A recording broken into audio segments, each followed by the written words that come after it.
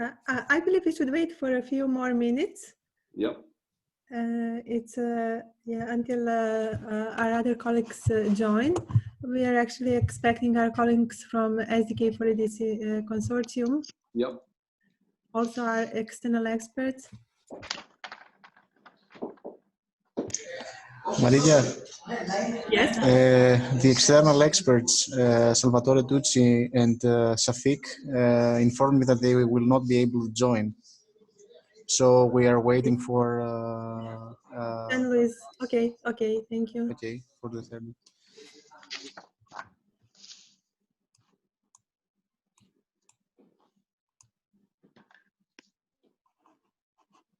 How many participants in total are we expecting, more or less, for today?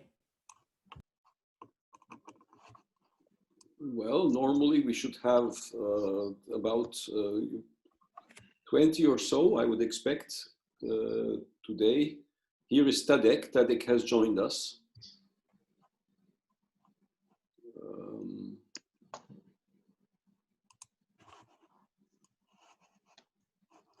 So, bonjour Tadek. Ah, bonjour Harold. Oh. Oui, bonjour. Bonjour. Hello. Hello. Hello.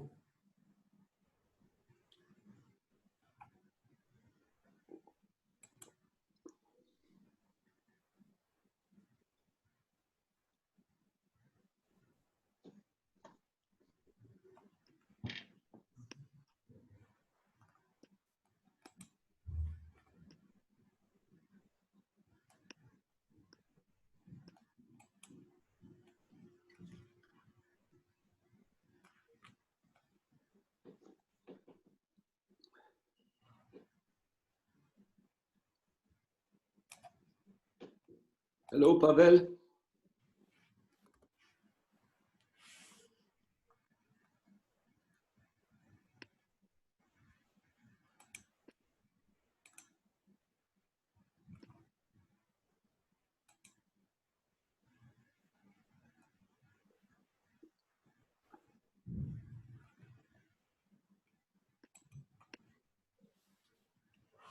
So Maria, tell me when you think we should be starting. It's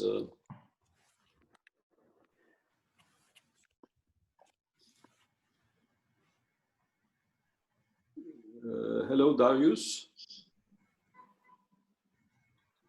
Okay, I think a few people that don't have their microphones are off. Hello, Jean-Louis speaking here. Hello. It looks like you're very comfortably seated. Yes, I am. I know that will be a long afternoon, so I am comfortably installed, yes. And I just left my coffee.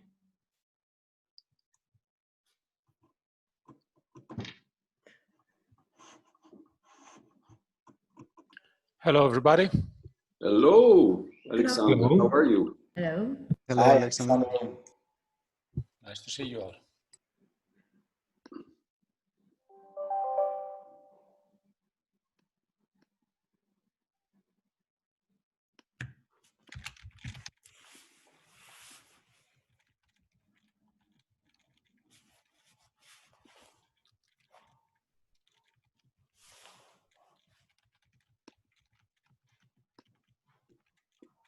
Well, looks like we're already close to 20.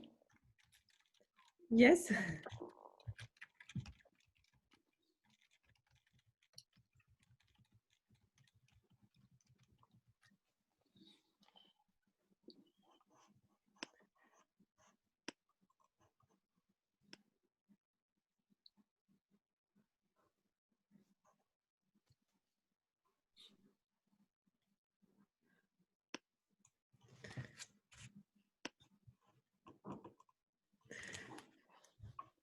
I suppose we could start and people Yes, might join. Great. Could we show the, or should I do that? I have the agenda that you prepared, Maria. Yes. I have updated. Shall I show that? Yes, please. If you would like, you can share your screen, or I can do that for you. I have also. I've just done it. I think I've shared my screen. Yes, we are awaiting.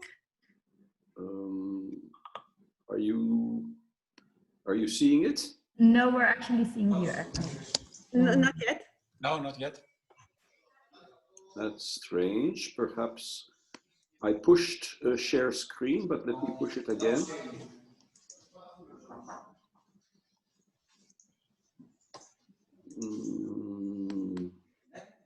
Yes. No? Now we can see it. Wow, wow. I have improved a little bit. Let's see. This is about the meeting. I'll just say a few words to introduce the meeting and to do my thank yous. And then I'll pass I think then Magdalena, it would be great if you could say a few things as well. Okay.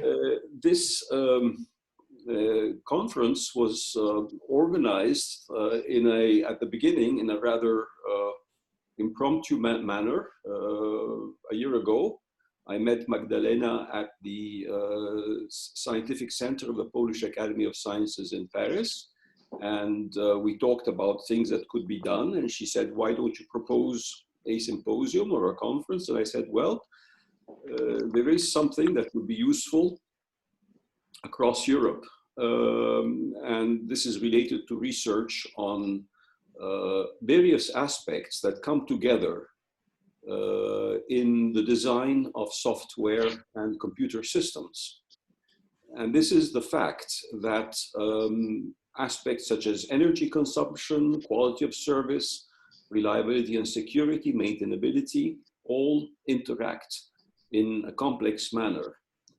And this is the subject of a research program funded by the European Union called SDK4ED.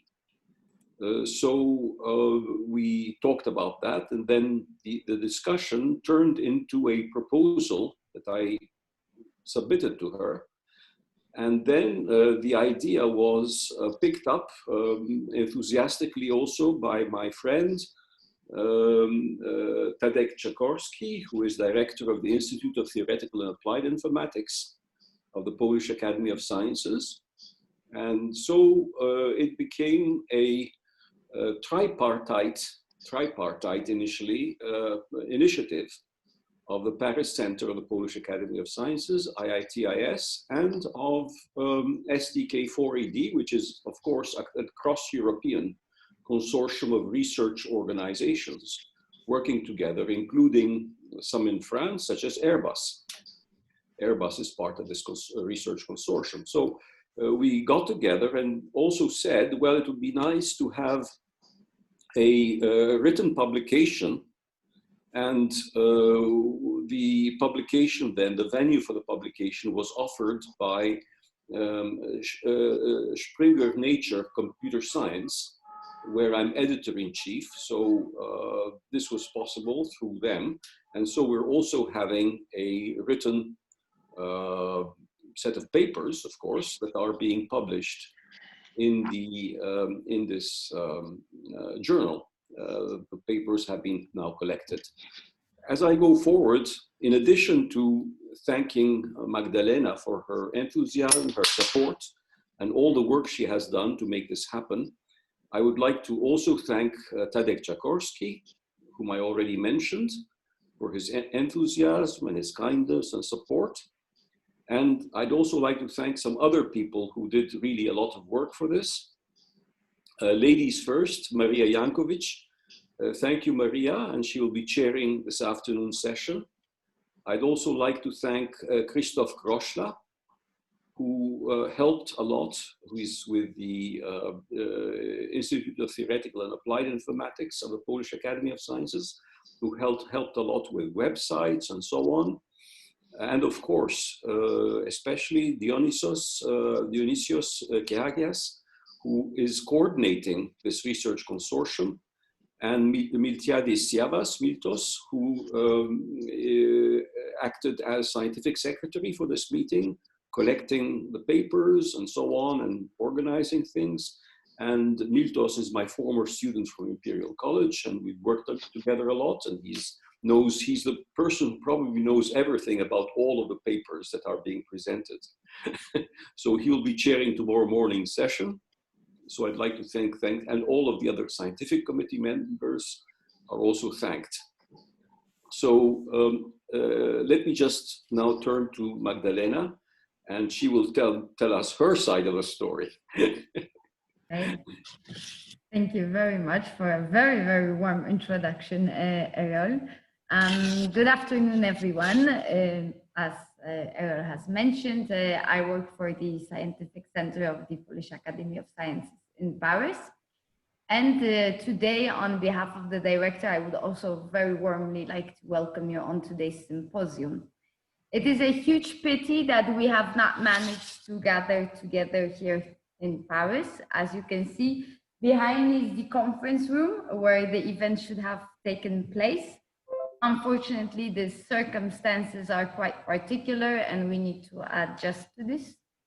And here I would like to thank very much to all those who have made this online event today possible, because this has been actually a huge effort from your side. And in the end, it wasn't us who did the job, it's you who did the job.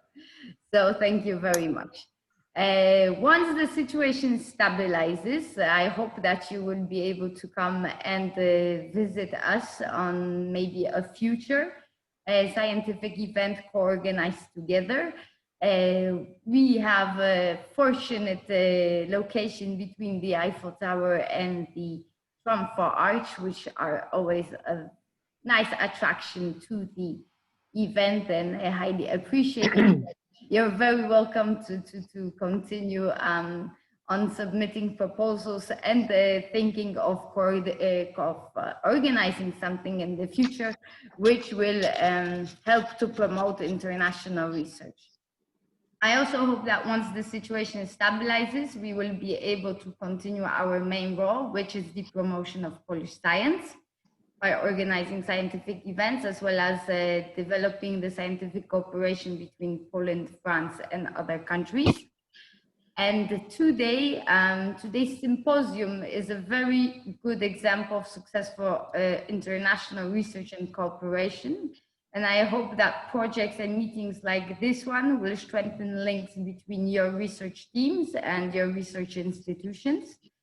And what more, I can just wish you 2 days of very interesting lectures and the new ideas for cooperation in the future.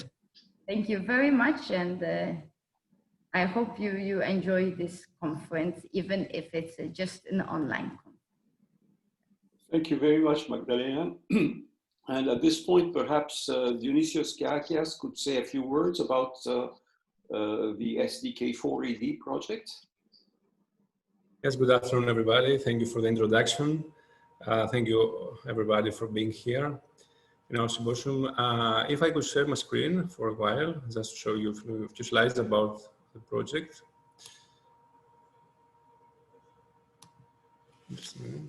Maybe one of the host participants can make me a presenter. Dionysi, you can just share your screen and you will take over the control. So there is no need for a specific role. Okay, who is sharing now, right now? Professor Errol, but you can just press share and take over the control. It's not exactly possible to do that because other participants are sharing as... Dionysi, can you try now? I have changed an option so multiple participants can share. Yeah, now it's okay, thank you. You're welcome.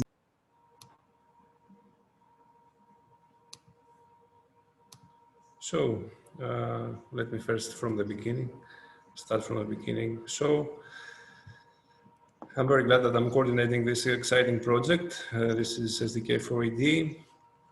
As Errol has already mentioned earlier, we are 11 partners from 7 countries in this collaborative project funded by the European Commission with a budget that exceeds 4 million euros and a duration of 36 months. The project has started 1st of January and it is about to finish in December. I'm sorry for interruption. I'm not sure if we are seeing the right screen. Sorry?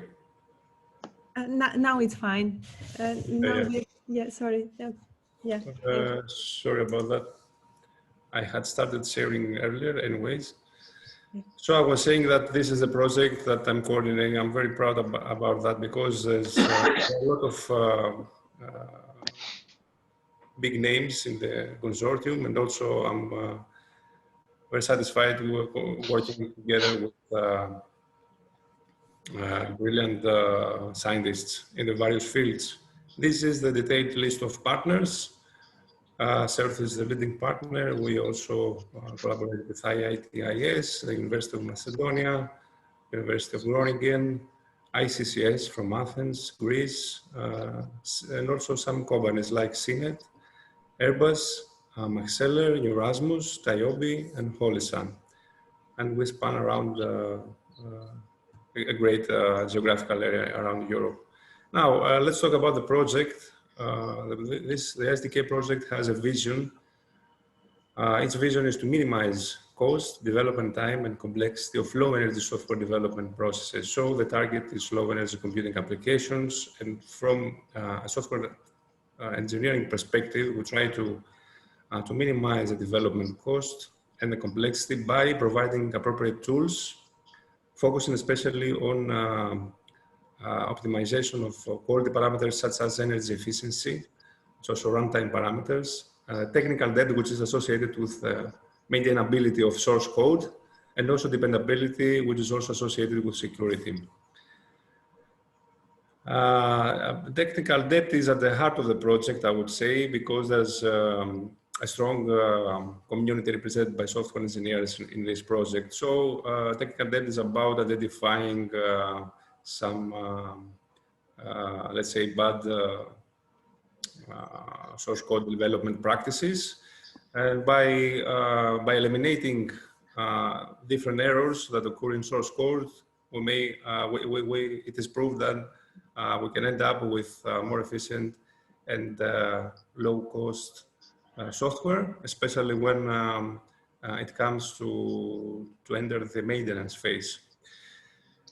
So in this project, by investigating technical debt, we try to identify the different, let's say, relations that exist between technical debt and also energy and dependability. These are the three qualities that the project is aiming for identifying, first of all, measures in order to optimize those.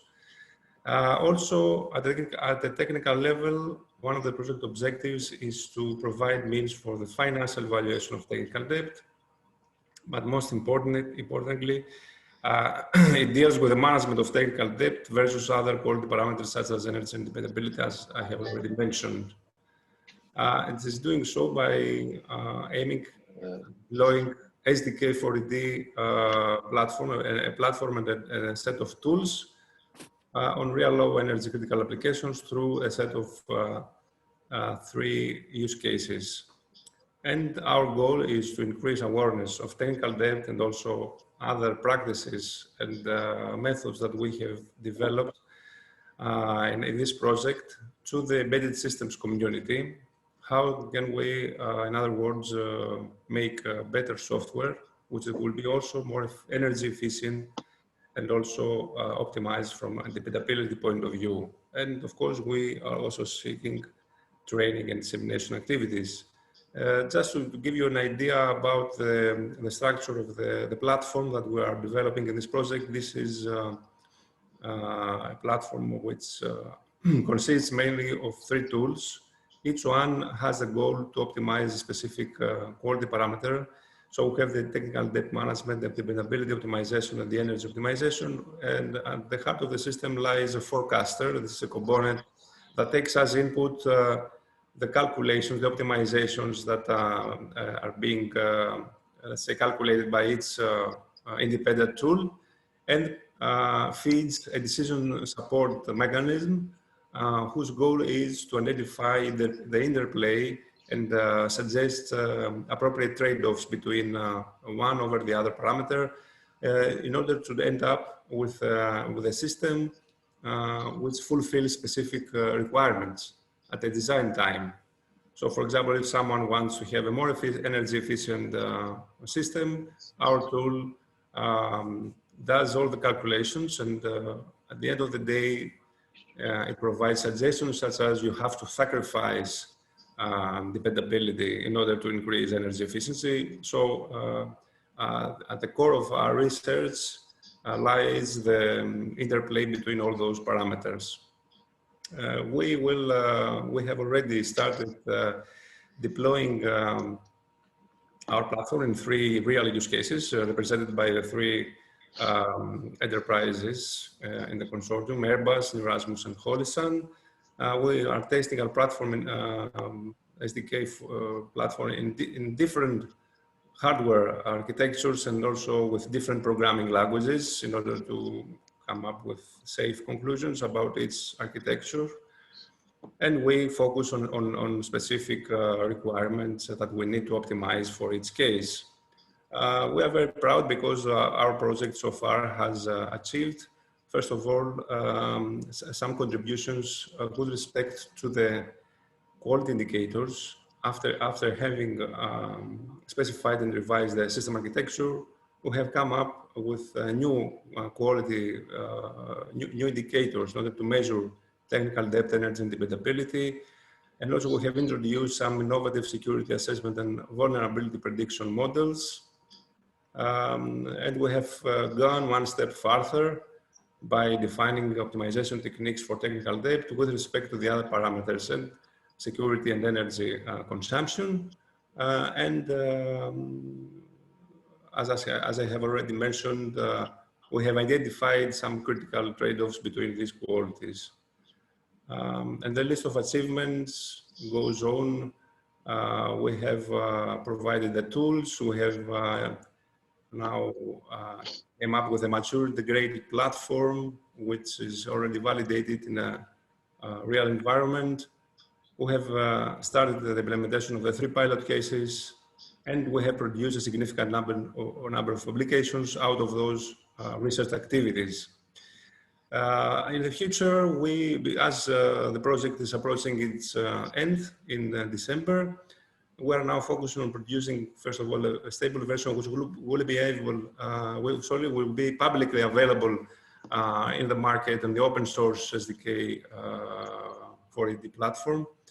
And we are now in the process of investigating further commercial exploitation opportunities.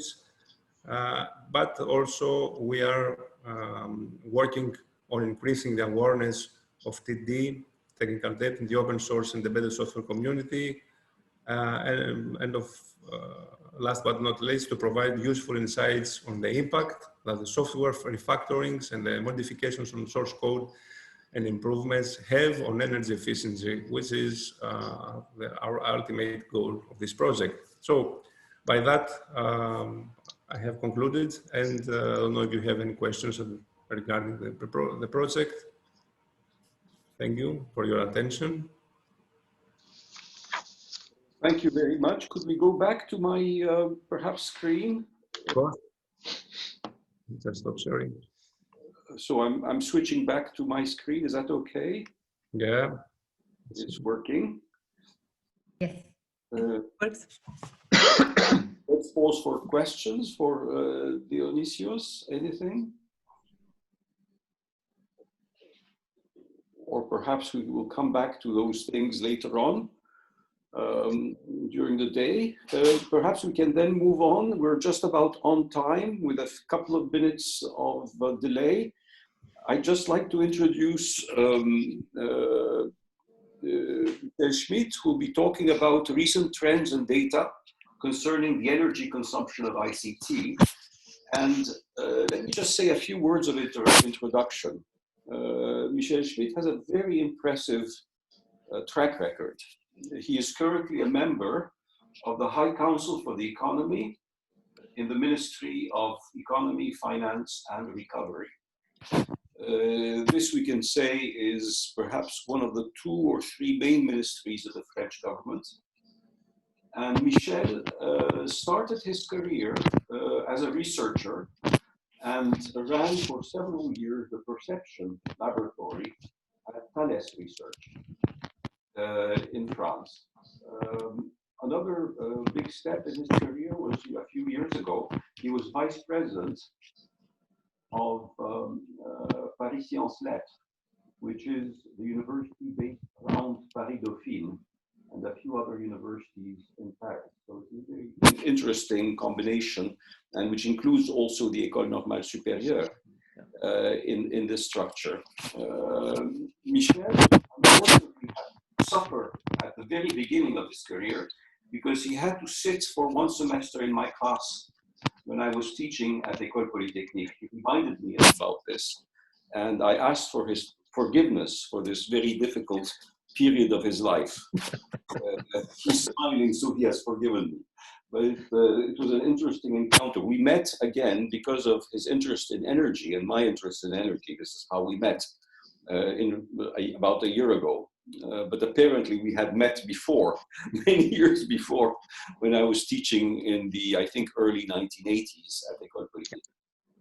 So Michel will be, and with several of his colleagues, has prepared a very detailed report. About a year ago, he prepared a very detailed report about the trends of the data and the trends of energy consumption related to ICT. This is a very difficult question to look at because the data is very difficult to obtain and one has to interpret it very carefully. And he put his excellent mind to the job. And I guess we have the best possible advice and information we can get, of course, at a very global level. You know, how is this happening in a country, and of course, how is this happening in the world? Michel, we look forward to your presentation. Thank you. Okay. Okay, thank you, Errol, for the introduction. You hear me? It's okay? Yes. Yes, we hear you. Yeah. Yes, it's perfect. Okay. Concerning my slides, I cannot share my screen because I am on a smartphone. So if someone can share his screen with my presentation, it would be very nice. Is it possible? Yes, Can you? it's possible. I can do that. Yes, it would be very nice. Thank you. Yeah.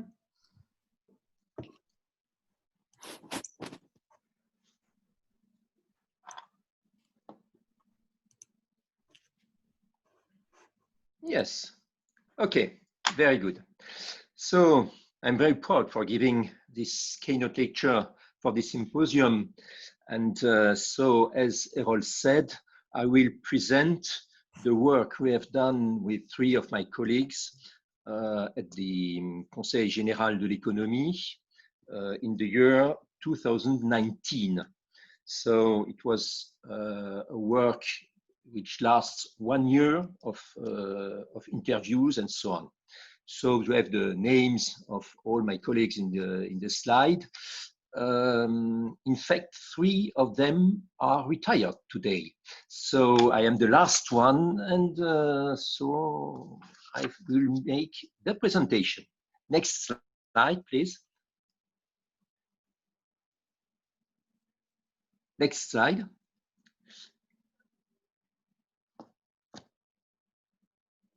Yeah, so a few words about the Conseil Général de l'Économie.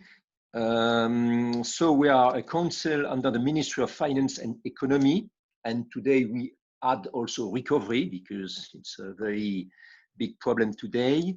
Our scope of investigation is economic affairs, energy, raw materials, information technologies, and we are about 60 members today. And we are organized in 4 sections: risk and security, technology and society, innovation, competitivity and modernization, and regulations and resources. So I'm working in the technology and society section.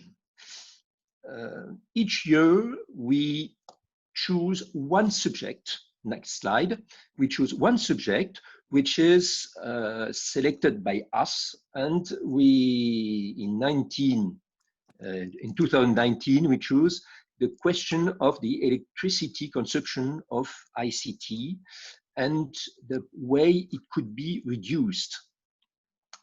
So we focused on the question of energy, so the main unit of energy being the kilowatt hour, or the question also of emissions of CO2, the translation into these emissions. We do not analyze other issues, environmental issues like water, rare materials, waste, and so on. So this was outside our scope. Second thing, which is outside our scope, it is what can ICT give for reducing some energy use in other things, for example, in buildings, in motors, and so on. So this is also not our scope. We have investigated the year 2018,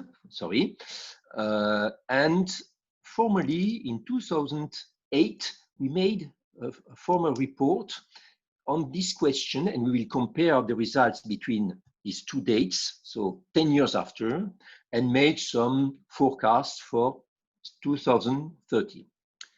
Our recommendations will be only at the area of France, because our boss is the Ministry of Economy, and we have to give him some recommendations, and he can also only put these recommendations for the French economy.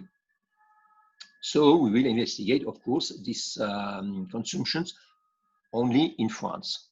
Our methodology, we read reports, of course, I name a few here, and we make a substantial number of interviews of people,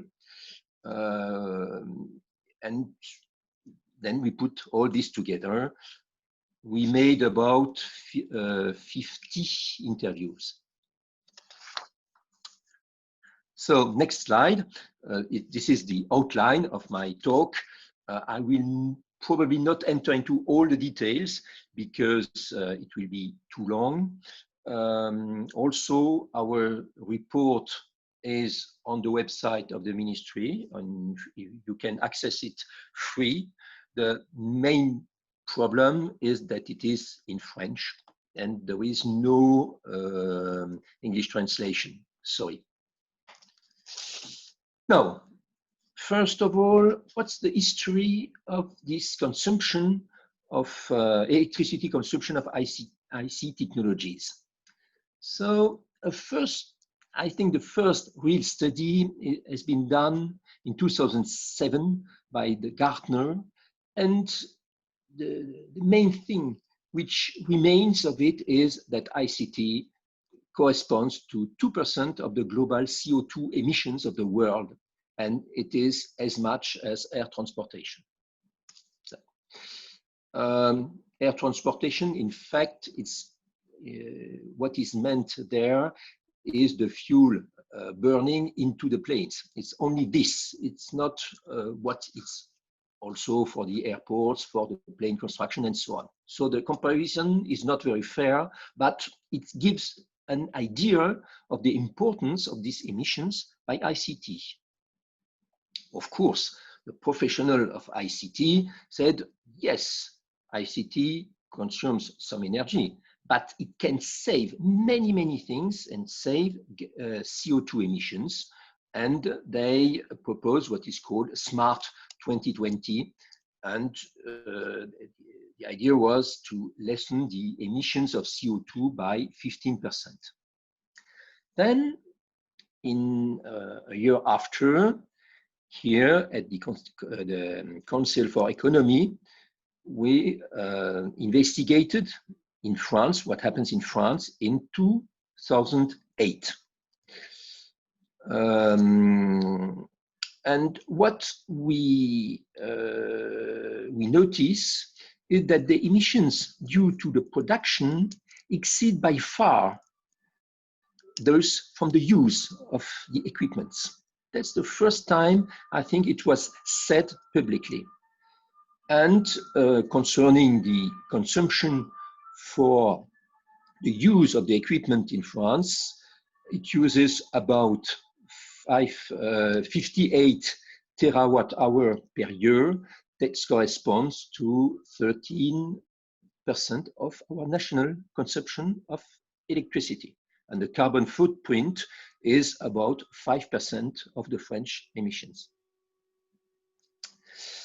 Of course, strong reactions of the professional, and they recall that in particular we expect many gains from ICT technologies to lessen the emissions of CO2. And then some quietness until 2016, and then new studies appear, and a large number of new studies. Next slide. I name here a few of them. Of course, there are many others. One in 2017 by the International Energy Agency, which is called Digitization and Energy. One the next year by the SHIFT project. So the SHIFT project is a French think tank which is advocating the shift to a post-carbon economy.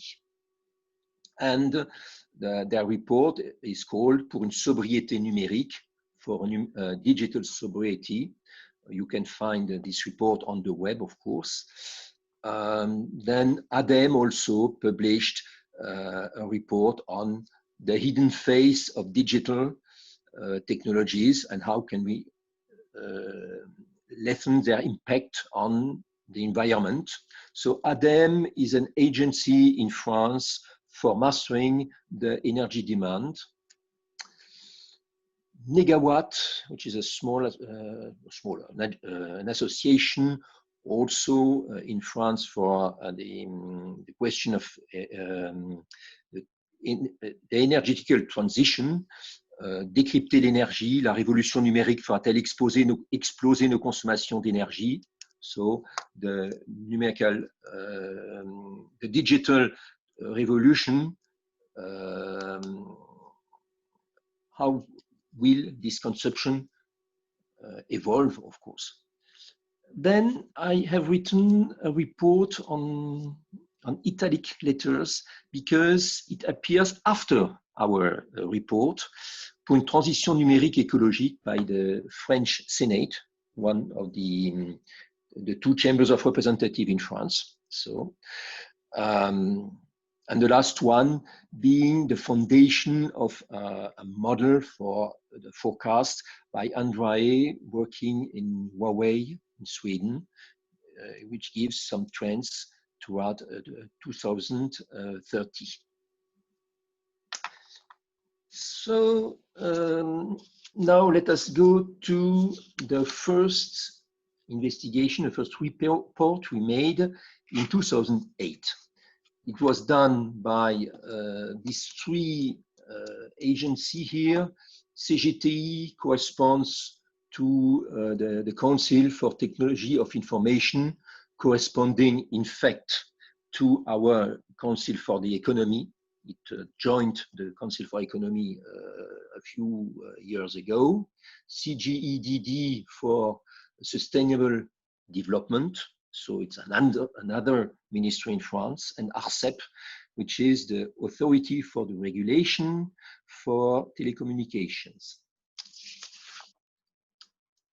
So we use a mixed approach, which is very simple. First, we estimate the equipment, the number of equipment which is present in France. So first thing, how many equipments in France? How much do they consume?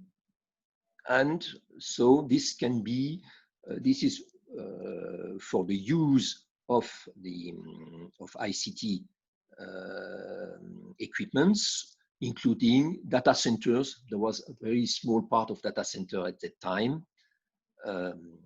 Then for the production costs, we investigate the equipment flows, the sales mainly, and the energy or the CO2 emissions which are associated to this production, thanks to data given by this agency for mastering energy demand in France, ADEME, and some other ratios we use And what the result was that the electricity footprint of the use is 58 terawatt hour, but with a moderate CO2 footprint compared to the production footprint, which is about 3 times higher.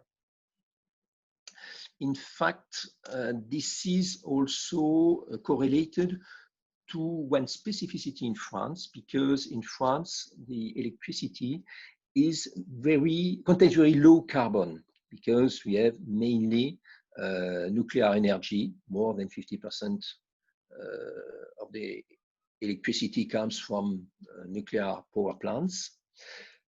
So 1 kilowatt hour in France corresponds to an emission of 80 grams of CO2. And to compare it for a coal power plant, it's about a kilogram, so 1,000 grams of CO2 emissions. So you have more than a 10 factor between the two. So that's why the footprint in CO2 is low in France for the use of the equipments. So on this slide, you can see that this the consumption of electricity has evolved from the 1990 until 2007 or 2008. What you can see that what concerns ICT here is in blue on the left, and in blue plus orange on the right. So you see the increase, the very fast increase between the two. And some other consumption diminish in France. For example, in green, you have the cold production, fridge and air conditioning. In red, lave-linge, how would you say, laundry. In blue, dishwashers. In brown, cooking, and in yellow, lighting. Okay, so many things are diminishing, but what is increasing is the ICT consumption until 2008. Now we will turn on the global studies. Global, so concerning the world, worldwide. All these studies and the forecasts which are made by these studies rely on one thing, which is the forecast by Cisco, next slide, which give the growth in number of equipments and the growth in data traffic. And each year, Cisco publishes these figures, and with the new ones for the past, and it adjusted the forecast for the future. So what we can see is in the growth of number of terminals, the half is obtained in blue by the machine-to-machine equipments, that is the Internet of Things, of course. And the data traffic is driven by the Internet video, which is known, and they forecast that in a few years it will be 70% of the data traffic, the downstream data traffic will be from the video. So with this kind of increase, you will see that there is really a problem concerning the environmental issues afterwards. Something also on the last slide was the gaming. Gaming, usually we have in mind that network gaming is using many resources. In fact, yes, individually they use many resources, but there are also a few gamers, in fact. So this is not very significant. So now, based on this forecast by Cisco, you have, I will study two studies, global studies. The first by the International Energy Agency, published in 2017. So they concentrate on data centers and on networks. For the data center, they forecast that between 2014 and 2020, the increase in energy consumption will be only 3% in 6 years. So it's less than 0.5% each year. So because this is due to the fact that there is an energy effectiveness very important for data centers. We have today, we build hyperscale data centers, so which can concentrate many innovations. The cooling methods are different, and the one thing which measures this effectiveness is the PUE, the power use effectiveness, the ratio between the energy we use in the data center divided by the energy used only by the computing part.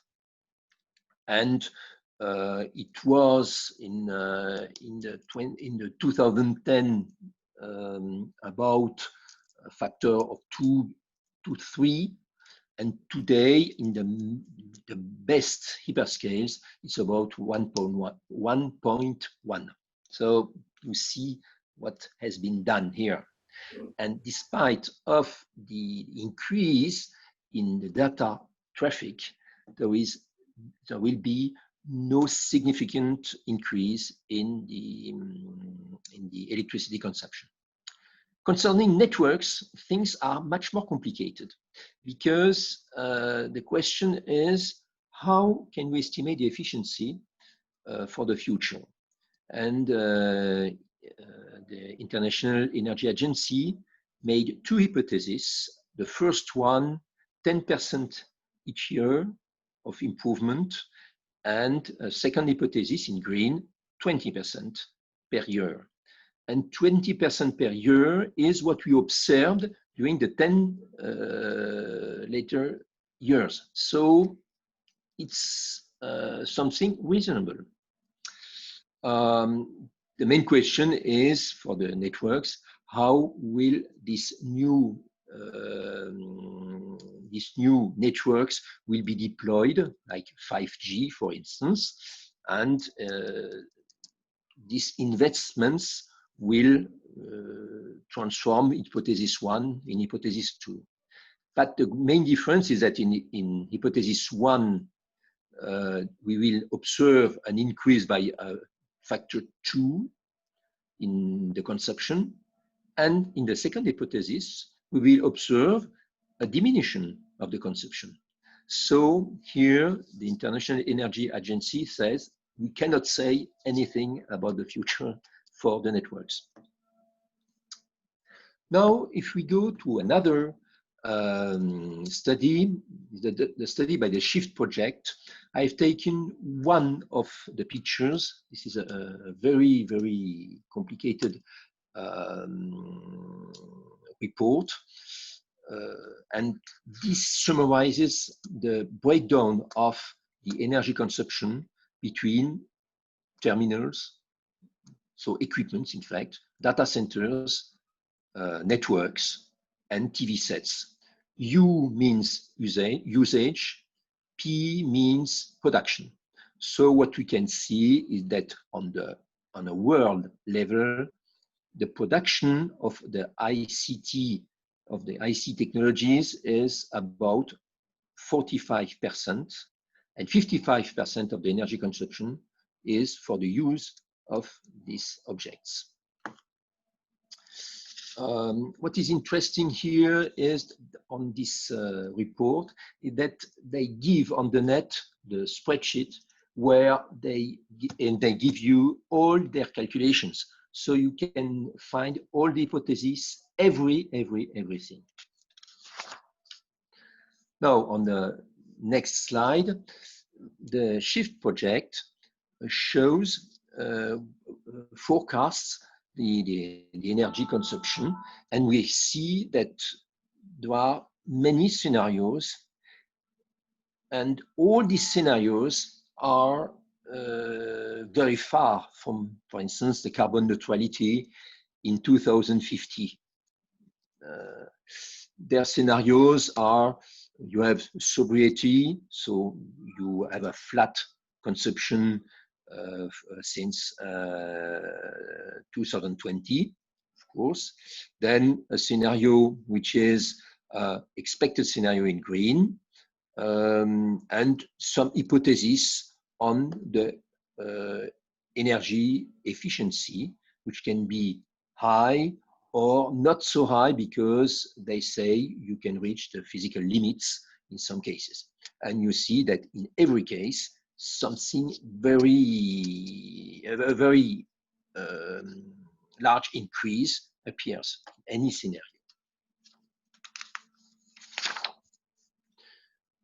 Now, I will skip the next one because it's a little older, and the next one. So I put the two SHIFT project and International Energy Agency on the same time scale and on the same graphic, so we can compare them. We see that the International Energy Agency is more optimistic than the SHIFT project, but in any case, everything is growing rapidly. Now, time is continuing, so I have to continue now on the studies concerning France. The first study was done by Negawatt, who published the impact of the digital technologies, but only for their use. What they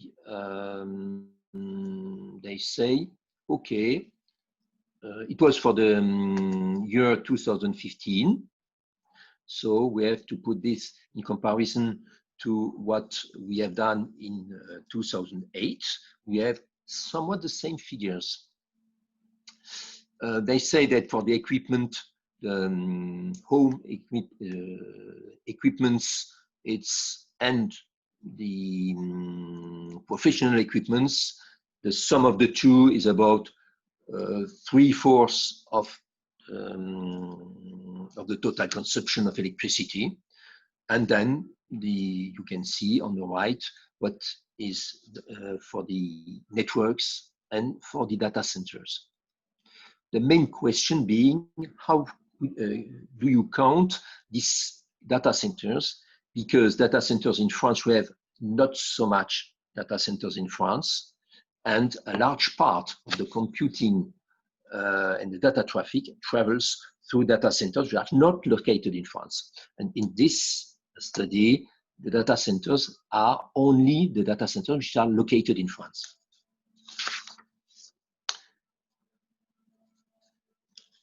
Now, we have some data in France, because the electricity production is done by RTE, which is the electricity producer in France, and it can give us some hints about what is used as electricity in France. And here on this graphic, the only thing to see is the green curve, so the curve which is above the others. And what you can see is that it is quite flat on top, on the right, because and this shows that the electricity consumption for what we call specific electricity, so ICT technologies mainly, is something which is today flat, and from this flatness begins in 2008 almost. On the next slide, RTE proposes some forecasts because it has to adjust the production of electricity in France to the demand, of course. And what it expects, it's a drastic drop in electricity consumption of all the equipments. For instance, on the left down bottom of the slide, you can see, for instance, for some equipments, what happens for television, for instance. In a year, you consume about 260 kilowatt hour, and in 2035, you will consume only about 80 kilowatt hour. So all this will impact the electricity consumption of our information technologies. Yeah. Now I will go on with what we have done and our own results here. So the first thing is to estimate the number of different equipments in France and what the consumption of these equipments is. So to obtain a photography of the consumption in 2080. So for the smartphones, it's very easy to obtain the number of smartphones in use because you have ARCEP, which is the regulation authority, and it has the number of SIM cards, that is the number of packages for smartphones. So we estimate that this number is about 61 millions of smartphones. Now the question of how much electricity smartphone consumes is it depends on the smartphone and so on. So we use this average consumptions. We made the hypothesis. Then we have a complete charge of the battery every 1.5 days. And also the criterion we use for the electricity consumption is not the energy in the battery of the smartphone, but the energy which is delivered by the electricity power plant. So it includes the losses in the electricity network and the losses also for the charge in the converter from your plug to the smartphone. And at the end, we made, in fact, 2 photographies, one in 2015 and one in 2018. And we see that the energy consumption grows between the 2 dates because the screen size the screen size increase and also the battery capacities. But this is, or we will see that this quantity of electricity is negligible compared to all the other figures in our computations. Concerning computers, it's much more complicated because having a number of computers in France is something we don't know how to obtain this this number. So what we use are the sales of PCs in France. We wanted, for instance, to use the data given by the customs in France, and these data are not reliable because they don't make the difference between a computer and some other electrical components which are not in our study. So we could only use the sales in France, and some ideas about the use of these PCs. And we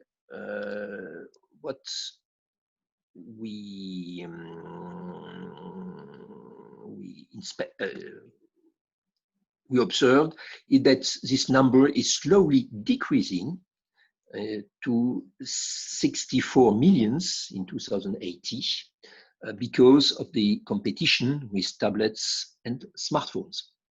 And we'll see that this is coherent with other figures we have.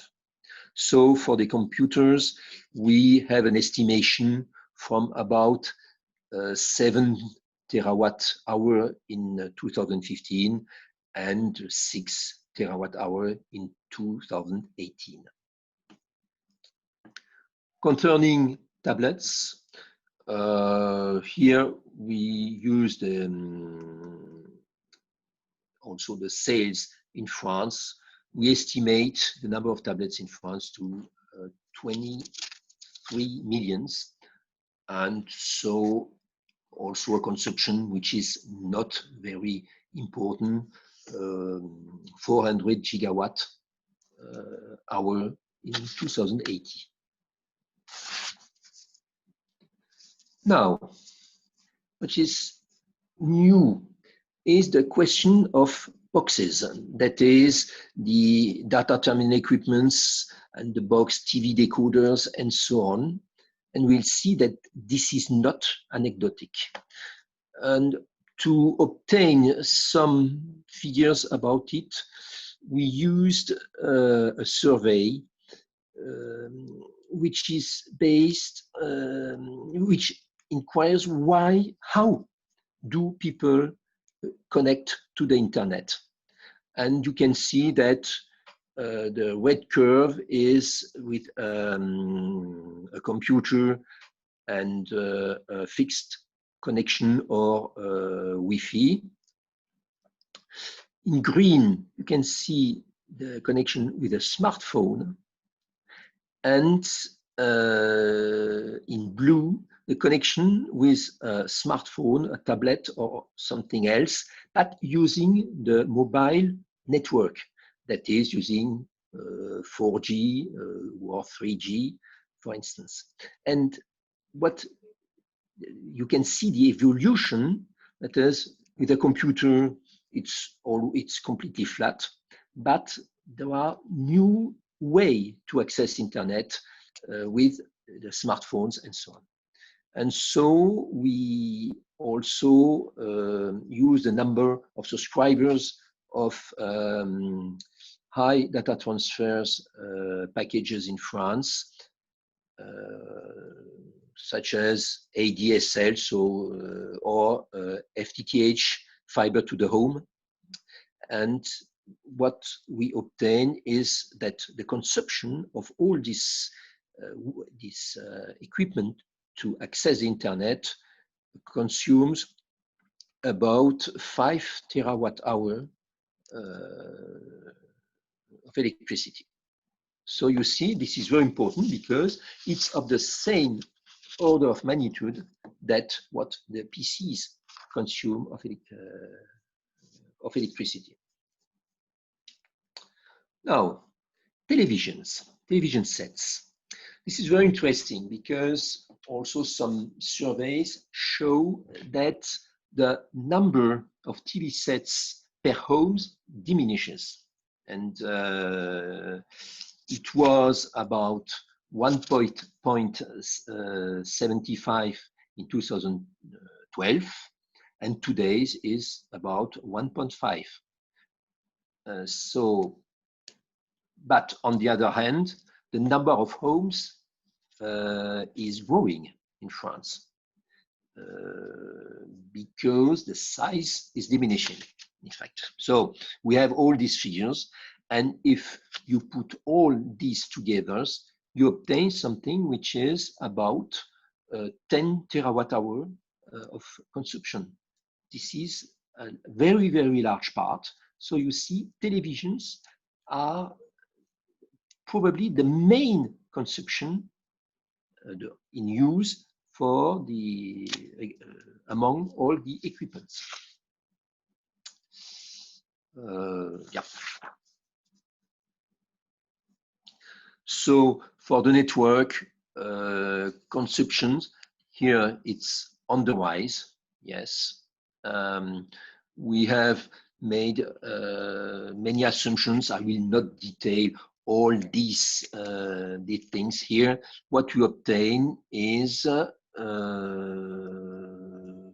about, yes, 4 terawatt-hour in 2018.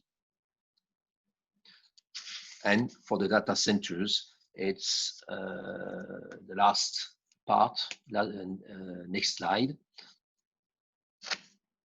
We put into data centers all the professional centers outside data centers, but they are small data centers, small personal data centers, and of course, the large one.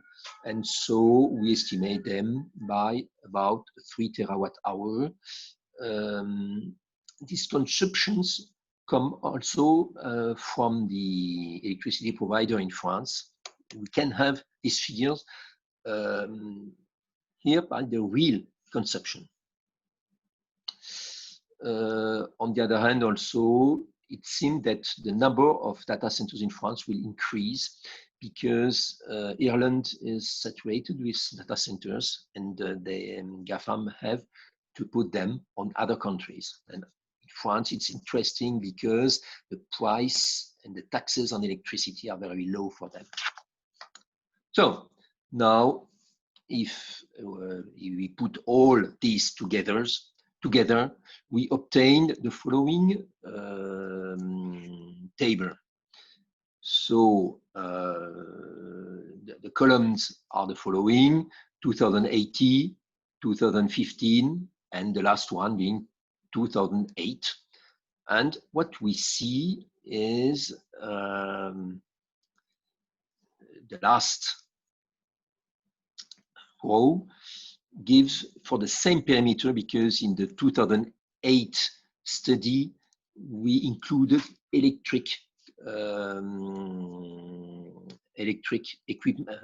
electronic equipments like sound and so on, which are not in our study today. So what we see is a decrease of the electricity consumption, and a decrease by 9% between the two in the period. Now, if we transform it into CO2 footprint, the main question is how can we estimate the footprint for the production? And we have seen in literature many differences, and the differences which are large. So a three-effect factor, for instance. Here you have, for instance, the Chief project says a laptop, it's about 500 kilograms of CO2. ADEM says it's about 130. Okay, for the smartphone, it's a factor 2 between the two studies. So it's very, very complicated. We prefer to use the ADEM figures. This is a choice. Okay, we can discuss it afterward. Now, this is you have all the figures here for the CO2 emissions. Of course, I will not comment it this way. It's completely, you cannot read the figures. So I will take some graphics from it. Next slide. So the global trends for France are the following.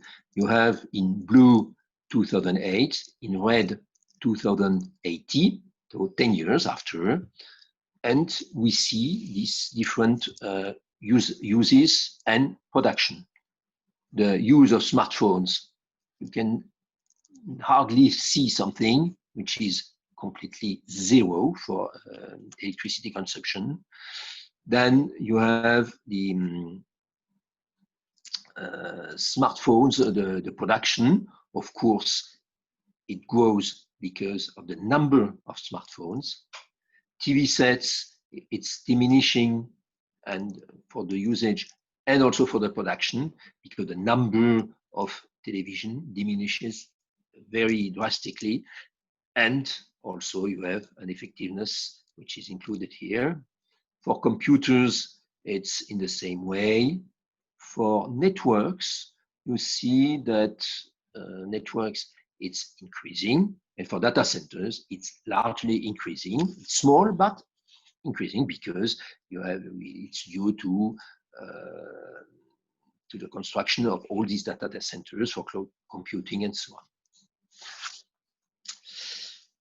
If you want to see the breakdown of the consumption by usage, next slide, you obtain on the right 2008, on the left 2080. What we see mainly is the wet part is diminishing drastically because this is due to the TV sets.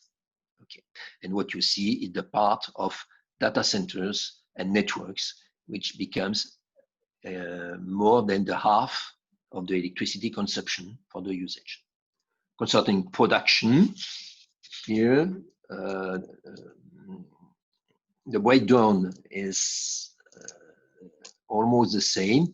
You see networks plus data centers grows from 10% to 27% here. And you see that the part of the television is diminishing, the part of the smartphones is increasing very rapidly. So it's another way to see the same things. So I think I will skip this. Perspective for 2030. Now, I do not want to use the forecast by Cisco because they are, in my sense, extrapolations and statistical extrapolations or statistical forecasts. I am more interested into what do we do with ICT, and so look at different usage and different use of the equipment and extrapolate this use. And then if we want, we can derive the data which are used for it and not the contrary. Data is a consequence for me. The use is the primary fact which has to be investigated. So we have a survey in France, also this called the Digital Barometer, which investigates for 20 years, about 20 years, the habits of the people in France. And what we can segment the population by age, and I took it by age, and I took 3 usage here. Watching television, doing internet search, internet surfing, and so on, and looking at video, watching video. So in blue, television, in red, internet, in green, video. On the left, you have taken 2 times. First, 2012, and then 2080. And I separated the different age of the population and see how they use their time for doing this, for using these equipments. So on the left is the scale is in hour per week. And what we see is that, for instance, for the second group of 2 bars, which is the highest, this is the slice from 18 to 24-year-old. And we see that between the two dates, what change is that the television in blue diminishes the number of hours they use television. In red, the number of hours they use internet is increasing. And what is really increasing is the video, and mainly streaming video on demand.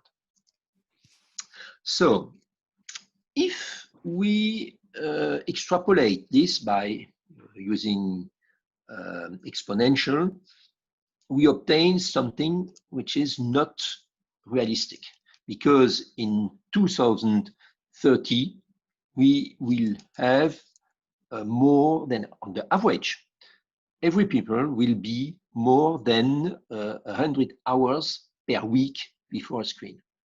It's too much. We see that because this is on the average, this means that there are many people above the average, of course. So on the next slide, I propose to extrapolate it. No, previous one. Yes, thank you.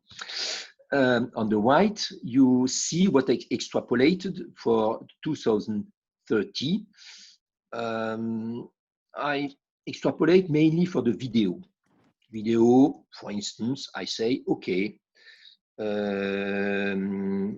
every people before 25 will watch at 3 films per day. Between 25 and 40, 2 films per day, and after 1 film per day. Okay, everyone, of course. So you see, this is, I think, something reasonable, because you have only 25 hours a day and 2 eyes. And so on. So I extrapolate what I can on every slice of age of the population. And you see, so on the right, the third bar of each group is what I forecast. So on the next slide, you have the conclusion. So I take the consumption on the left column, the consumption we have obtained for 2080. We have next column a change in number, so the number of equipments, the change in time of usage, the energy efficiency we expect, and then the consumption follows. And what we see that, in fact, in this case, the electricity consumption diminishes from 35 terawatt hour to 31, 32 terawatt hour. The main diminution being for the televisions, because they are replaced by watching things on smartphones or tablets or computers and so on. What is increasing is data centers and networks, of course. So on the next slide, we have the breakdown between the two, between today and the forecast. What we can see on the right, the orange plus blue part is more than the half for the usage of network and data center. So this shows that it is very important to look carefully at what can be done for efficiency in networks and in data centers. The problem is that the consumer, which is at the consumer is not always aware of this part, this hidden part. And what he sees is only the electricity he consumes in the television for charging his smartphone. And we see that this is not so important in this breakdown. Now, 2 simulations, rapid simulations. If we change the resolution of this video, if we go from full high definition to 4K, for instance, for 10% of the video you watch, then you will have the same consumption for the electricity consumption for the ICT. Next one, question of IoT, Internet of Things. This is on the right, the part on top. I used a study from the International Energy Agency, Total Energy Model for Connected Devices, published last year. And if you use ratios of what France represents in the world, you obtain this kind of estimation. It's not very accurate, but it gives some idea that if nothing is done, of course, the electricity consumption will augment. And of course, there are some very demanding applications today, for instance, the automatic driving and so on. We speak of 35 terabytes of data per day, so to store or not to store, and so on. Okay, so I will skip the regulations because there are a few things only. So, and I will go directly to the recommendations. So, yes. So our recommendations, yes, are first, what we have seen is that we are lacking of figures. We cannot assess the consumption, we cannot make, and if we do not have figures, we do not measure, and if we cannot measure, we cannot make informed decisions. So the first part of our recommendations are for obtaining measures. So, for instance, define and publish a corpus of common minimum data by economic sectors to be included in companies' CSR assessments. Update every 2 years the guide of emissions factor for the main ICT products. Publish every 2 years the consumption of electronic communications operators and their consolidated carbon footprints in France, and so on. I will not detail all these recommendations, but these are recommendations which can be done with in the Ministry of Economy, for instance. Second group of recommendations: inform the public. Everyone has to know roughly what he consumes and what is the induced consumption of when he is doing something. Today, these figures are very chaotic. For instance, I have seen different figures for a mail with an attached piece of 1 megabyte, and everything has been said about it. So here we have to obtain some realistic data. So, and to inform the people what it consumes. Then, so this is the next slide. Yes, so raising awareness and informing users. Then next slide, it's about, next. Yes, thank you. It's about the eco-design of hardware, software, and services. So what we have observed is that when we want to do one thing, usually in an application, this application has many other functionalities which are not, which we do not want. And we use them because they are here, but the design of applications should be better done. So that's one thing. Then another recommendation 9, for instance, the question of the illimited consumption packages, because this is an indirect subsidy of high traffic users by all the users. So this is not, we have to pay for what we use. So this is a hard question to put this into action. And then the second slide on this part. Okay, so, and next one, I will finish by that. Of course, I am a civil servant, so we have to be exemplary when we are here in the administration. So we want that the state will be an example for everyone.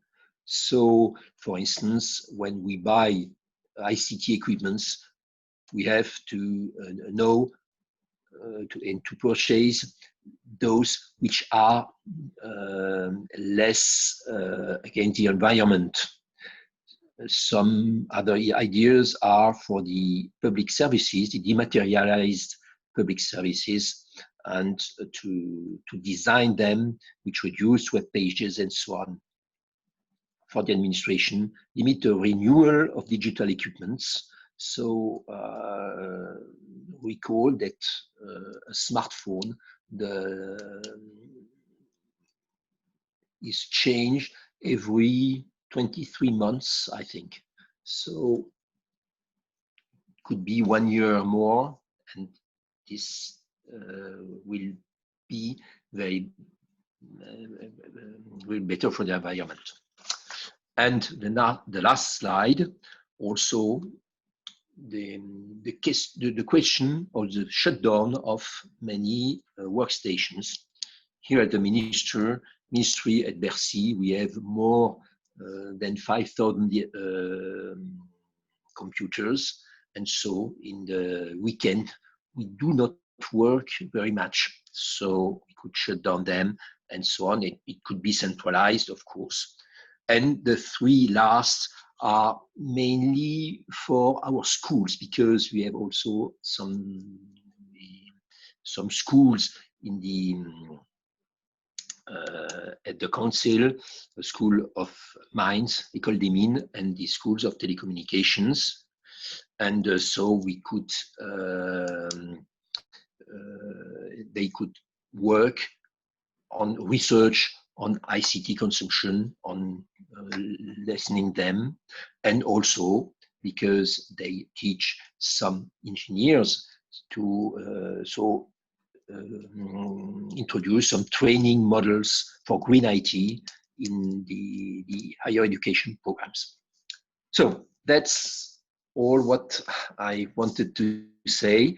Now, if you have some question or want to discuss, I am here.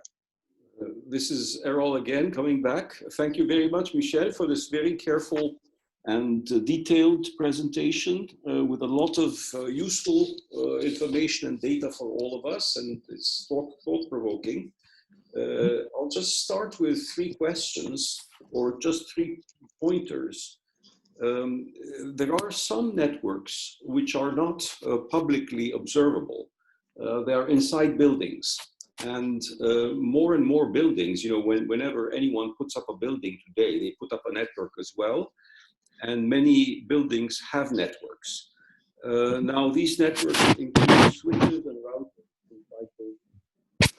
I think, I'm not sure, but I think that your analysis has not included this. Yeah. So this is one point that may be missing, which is, I think, not negligible. It's not a negligible amount.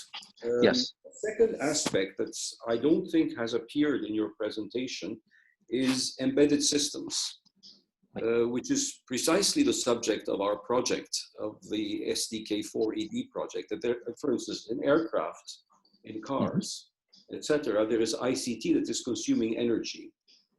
The energy, of course, is maybe produced locally, for instance, in a car, in a non-electric car, or in an aircraft. The energy is not produced locally, so it's a different kind of source. but I think there's that aspect as well, because you can't imagine an aircraft without substantial amount of ICT in it, nor can you imagine a car these days. So that's the second area where I see something that could be added. And the third area is that in your presentation, I think you took an average power or energy consumption per computer. But perhaps 10, perhaps more % of them are much higher power consuming machines, because for a certain number of PCs, somewhere you need a server, especially in a professional environment. So you need servers, and those are probably not included in your analysis in terms of energy consumption. And finally, printers. Printers are fairly bad in terms of energy consumption, and those need probably to be included as well. Sorry for this kind of relatively long list, but these are points which as you were presenting, I thought might be added in a future report. I think that for the third part, for servers, which are professional servers, but not included in the data centers, we have an estimation for it in our, we have estimated it. We have some sales and some industry, some surveys on industry show these numbers. So this part we have, but for the others, you are completely right. And this is a main problem, of course. And for instance, I will take an example.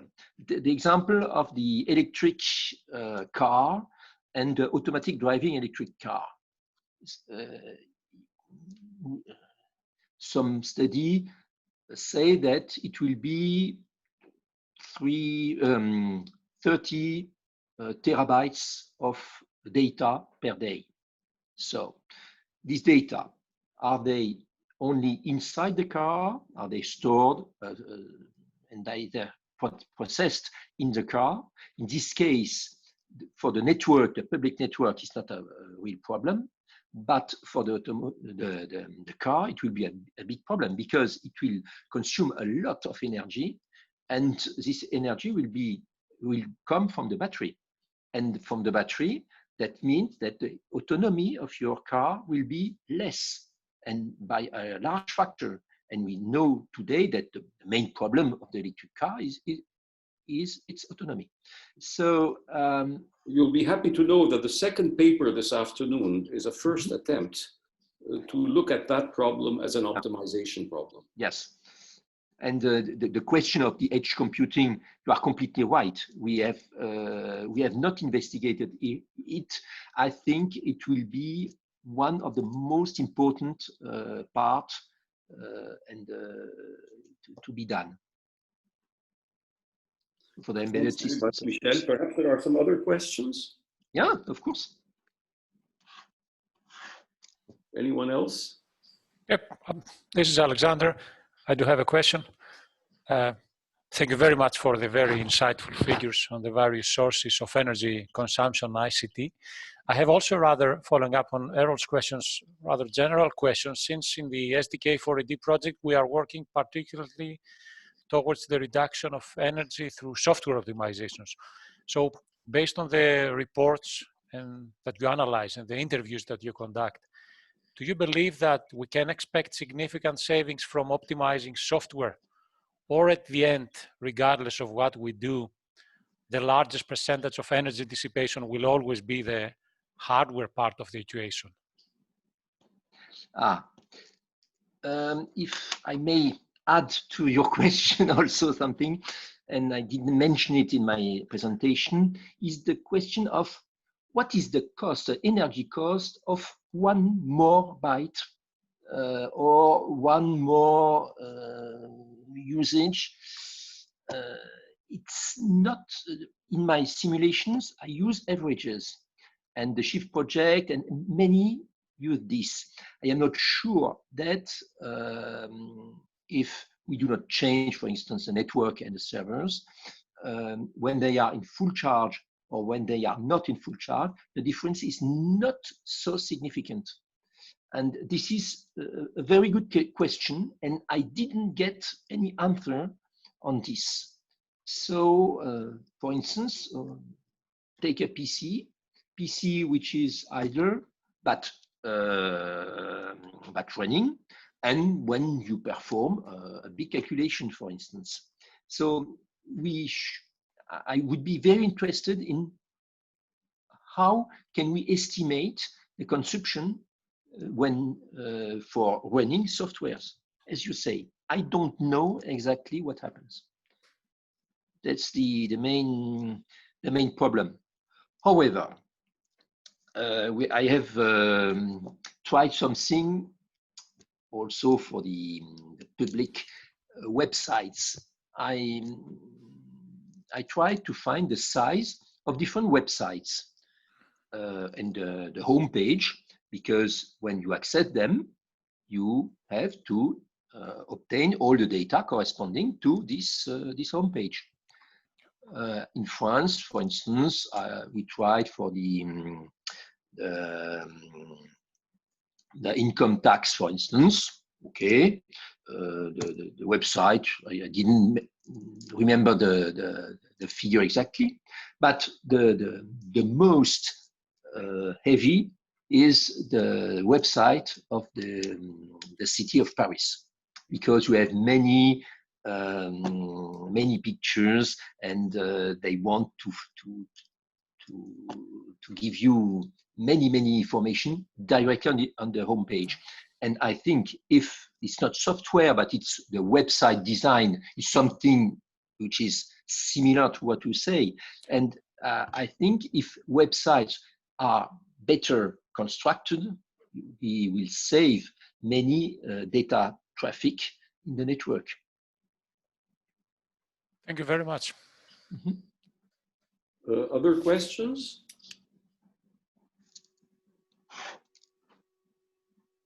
Well, it looks like not, so no other questions. So thank you very much, Michel. This was an extremely interesting talk.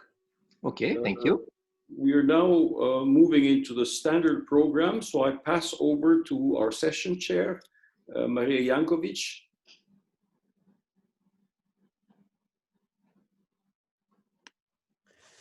Maria, you're the session chair now. Yes, thank you very much.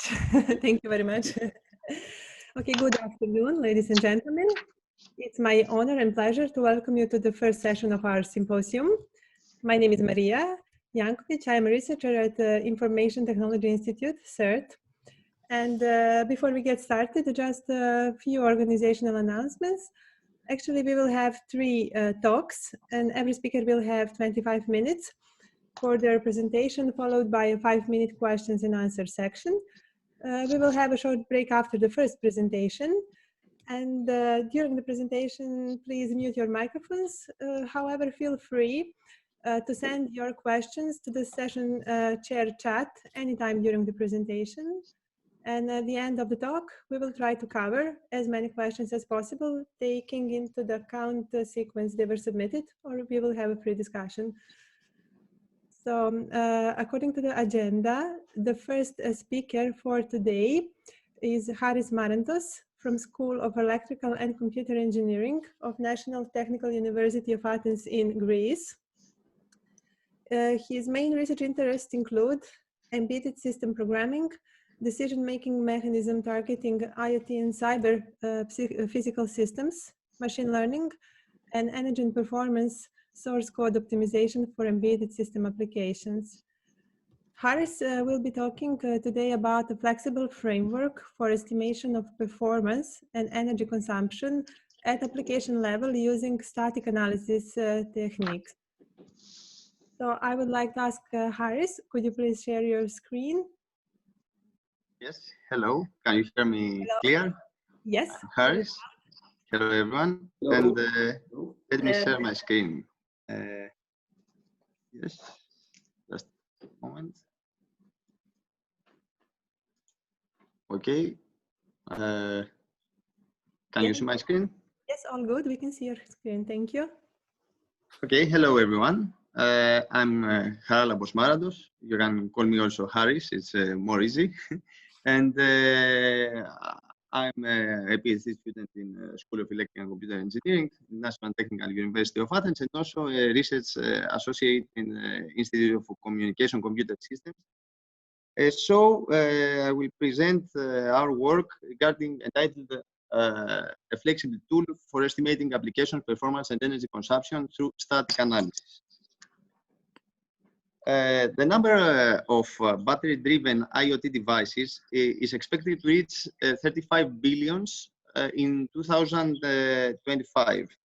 And nowadays, connected devices are installed in industrial systems, also in automotive systems for improving productivity, in healthcare systems and wearables for providing valuable feedback, as well as in various other environments.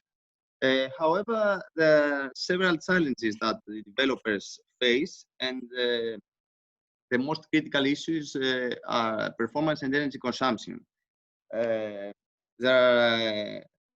These two issues can be addressed at various levels. Improvements at hardware level include the introduction of ultra-low power CPUs, accelerators, or even efficient communication interfaces like the Bluetooth Low Energy, and also improving local computations at the edge of the IoT in order to reduce the amount of data that are needed to be transmitted in the cloud. Also, inefficient software can waste the system's energies. Relevant works in the literature focus on source-to-source optimization for providing data flow and memory utilization efficiency. So from the software engineering perspective, there are some tools that propose best practices and guidelines, or they try to determine the typical source-to-source code refactoring's impact on the performance and energy. These tools are based on empirical evaluation. So that we have limited number of tools that assist developers in the development phase. Developers need to monitor the performance and energy during the development. And although measuring the performance and energy on the actual hardware would be the most accurate approach, this often has some limitations, as hardware may not be accessible or may involve sophisticated equipment and special hardware knowledge. And an alternative approach is to use hardware-specific performance and energy models. In this work, we propose a holistic design methodology, a framework that aims to estimate performance and energy consumption on various platforms. It is based on static analysis, taking as an input simple features retrieved from instructional level. It is generic enough to support many architectures, and there is no need for accurate hardware modeling, which in turn leads to a plug-and-play solution. There are a lot of approaches in the literature. Some of them adopt machine learning methods based on measurement-based data sets. This works like the first cited here, are only for specific microcontrollers and for specific instruction sets. They use often limited data sets. For example, the work one here has 60 programs as a data set. More recent approaches can provide increased accuracy based on machine learning too, but they use dynamic instrumentation features like cache misses, CPU cycles. They are very accurate but very slow. And although they are very good approaches, they pose a lot of problems for being part of software development toolbox. Toolkit has a lot of manual actions, and therefore is needed by the developer. Another work is the Mira or Myra tool. We refer to this because it inspired us on some levels. It is based on the Rose compiler. it does not estimate the energy and the performance, but floating point operations per loop, and requires some input from the user, such as the number of loop iterations. But the analysis of the abstract syntax tree of the compiler, the focus on the loops, and some things that we saw in this work inspired us also, and we use them in our work. Another category of estimation tools includes the worst-case execution time tools. These tools aim to characterize and estimate the worst-case execution time without any information about the input. But the usual criticism to this kind of tools is that they are extremely slow, and they are not so accurate, and they can support only specific architecture models. Finally, another kind of tools are tools that estimate the throughput. Estimated throughput can be very useful also for our work because throughput is very related to the performance and to energy consumption. And this kind of tools include the LLVM MCA, Machine Code Analyzer, the Intel Architecture Code Analyzer for Intel architecture, and the more recent work is the EQSEM tool, which uses static analysis on the LLVM intermediate representation, and is based on machine learning, and more precisely an LSTM-RNN. So the proposed, our proposed methodology is depicted in this figure here. We take the application C++ as an input. The application initially is compiled. The AST, the abstract syntax tree, is produced. We use the CLang compiler frontend. And then we proceed to the next step, which is the code blocks identification, where the loop statements, such as for while, and the functions are identified. All this is an input to the next step, which is the feature extraction, where some features are retrieved in order to be used for from the estimation models, that they estimate the energy and performance for each code block. These results are presented by our tool, and results for executing the total application are also provided. And it's worth mentioning that, especially regarding the loops, a dynamic formation is needed, and more precisely the number of iterations. we can gather this information as an input from the user, or we can execute once the application to retrieve this information in order to combine the individual code blocks information in a proper way.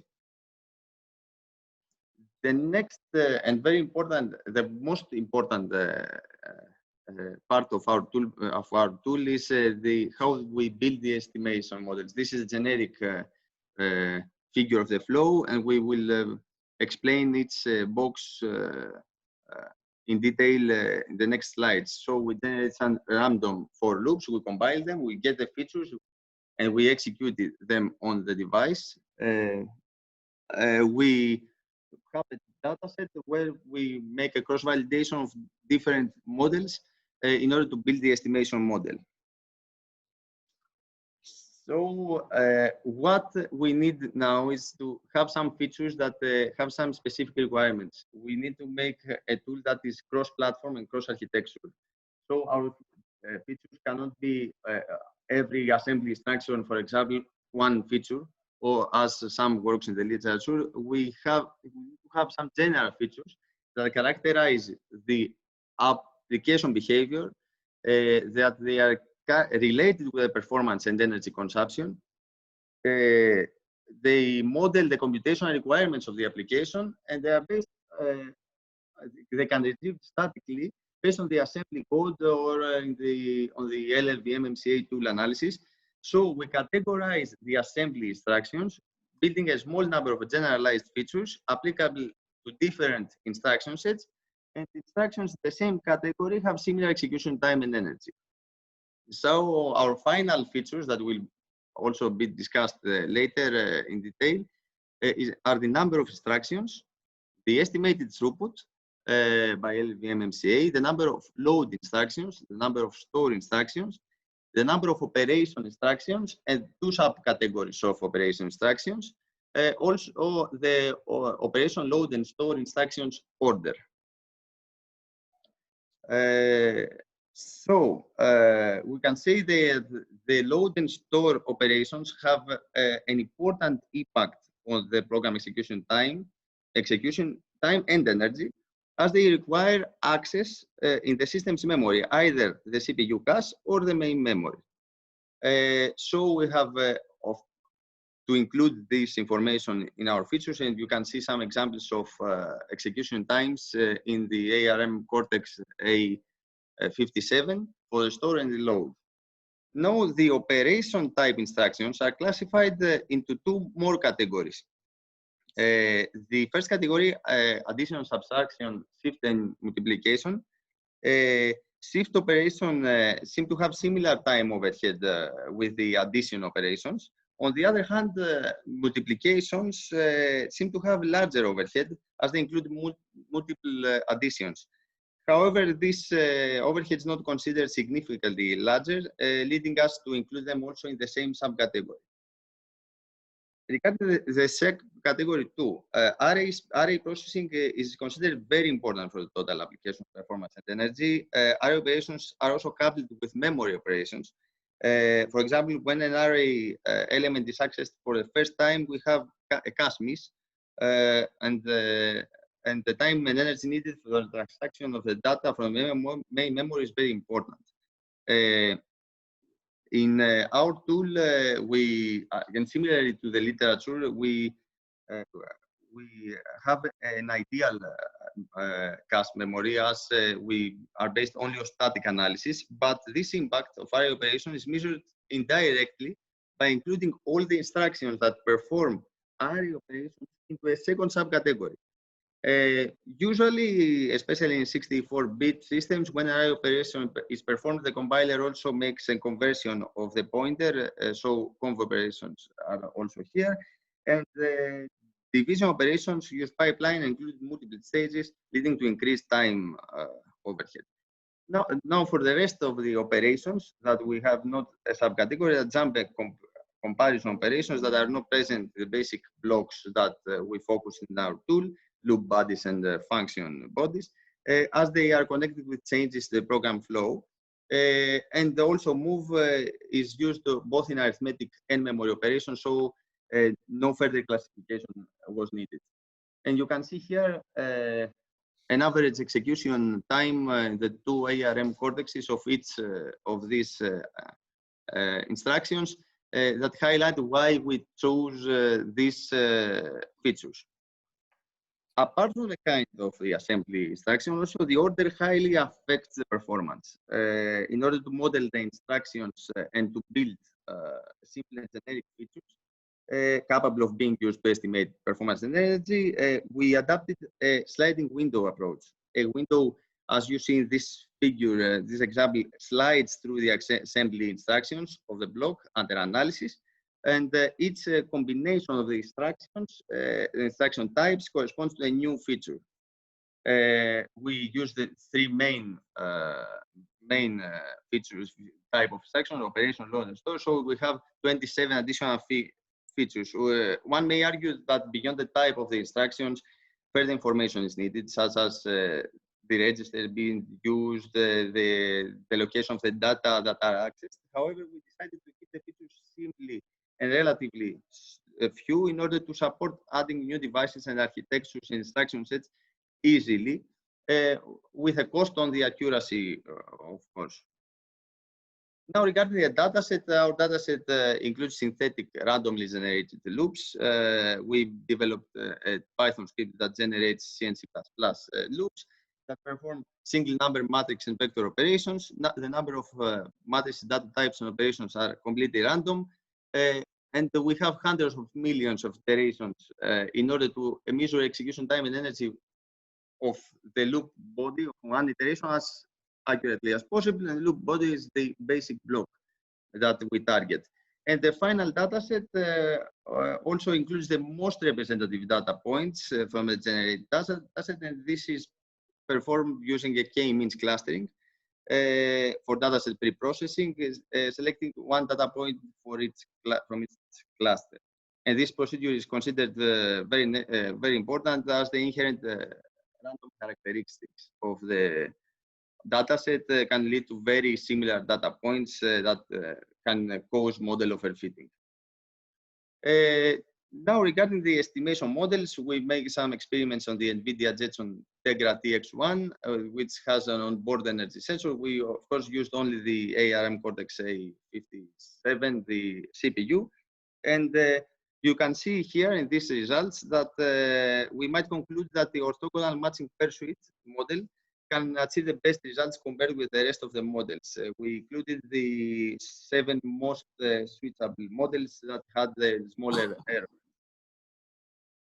And as we said before, the impact of choosing the number of clusters that will make a data center processing is also a selection. So we see that we can improve the results by selecting 600 clusters and correspondingly number of data points for time prediction and 200 for energy prediction. Now we will proceed to the evaluation. We used applications of the Rodinia benchmark suite. It's a popular benchmark for embedded heterogeneous systems, publicly available, widely used. And we used only the CPU versions and single thread CPU versions. And we made the experience on the ARM Cortex-A57, as we said before, of the NVIDIA Tegra TX1, measuring the energy with the onboard energy sensor. So here we present in these figures the execution time and energy consumption estimation results for running the most important basic blocks of the Rodinia application. The code blocks that we selected to analyze are the bodies of the most computationally intensive loops of the application that have a large impact on the total program's performance and energy. According to these results, we might conclude that the estimation accuracy can consider acceptable. We based only on the synthetic data set, and this is a real life, some real life applications. You can see that we have very good estimations with an R2 score of more than 0.92. Here we see the total loop time and energy estimation if the user provide the real number, the actual number of the iterations. So we have a multiplication of the previous results with the number of iterations. And finally, we have here the performance estimation for combining the individual code blocks results and estimate the performance and energy of the total application, the entire application. So we can see that the results are very promising, as we have more than 85% accuracy for performance estimation and more than 80% accuracy for energy consumption estimation. Here in this figure, we want to highlight the importance of each individual feature selection described before.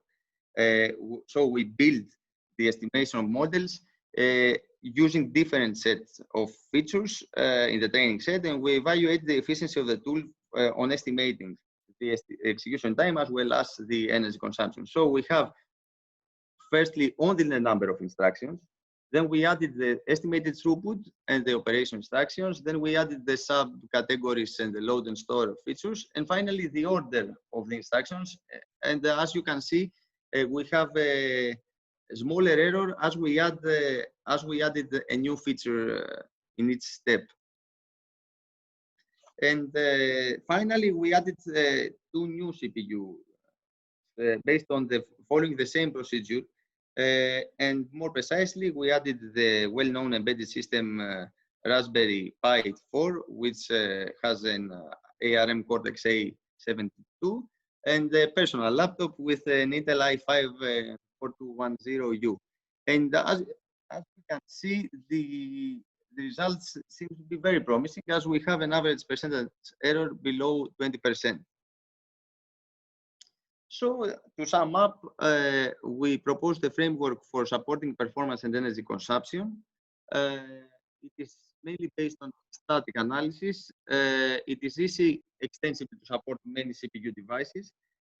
we evaluated on a widely used ARM device using a well-known benchmark suite, and the extension for supporting the new CPUs is also presented.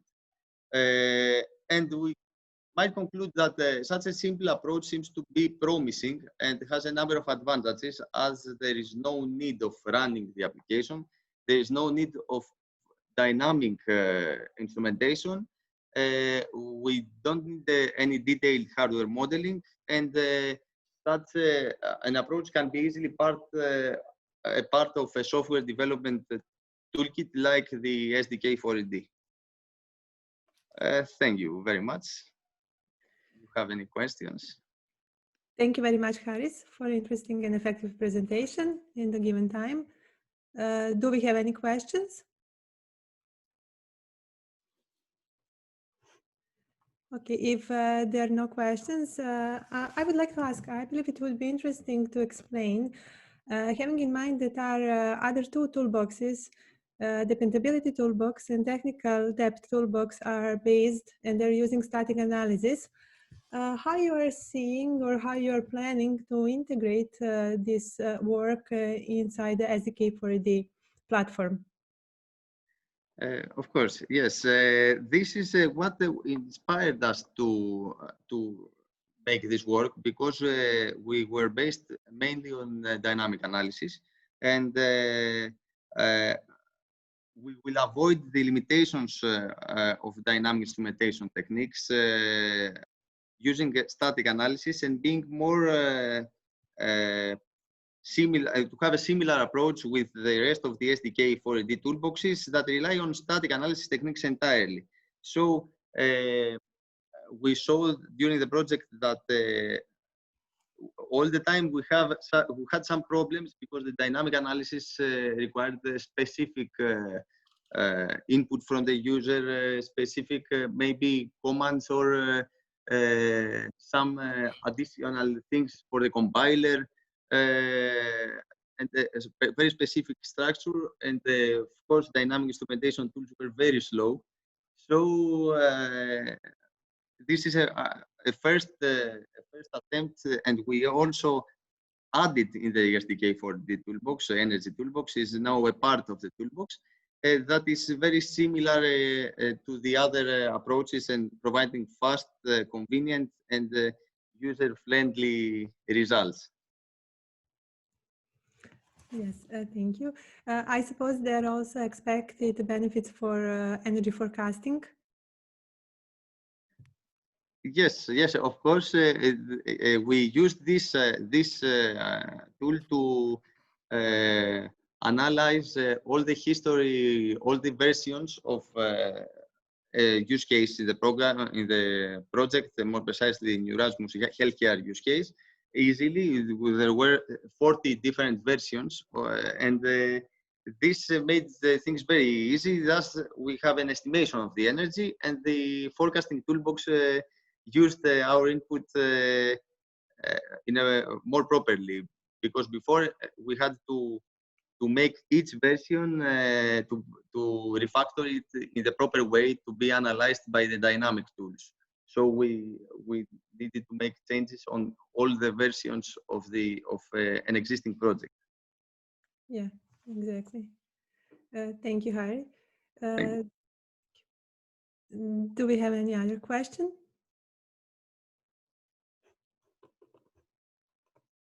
If there are no questions, I would suggest for us to take a brief 20-minute break. Is that fine with you? Yeah, sounds good. So in 20 minutes, we will proceed with our second presentation. Okay, thank you very much. Provide coffee, or do we have to make it ourselves? Unfortunately, we have to take our coffee. Okay. That means 3:50, yeah. Magda is going to kind of call the coffee service. Yes, I'll take care of the coffee break right now. Yeah. Thank you. No, I think yes, at 10 to 4, we can meet. Yeah, 10 to 4, yeah. Thank you. See you later. Thank you. See you later. Have a good nice break.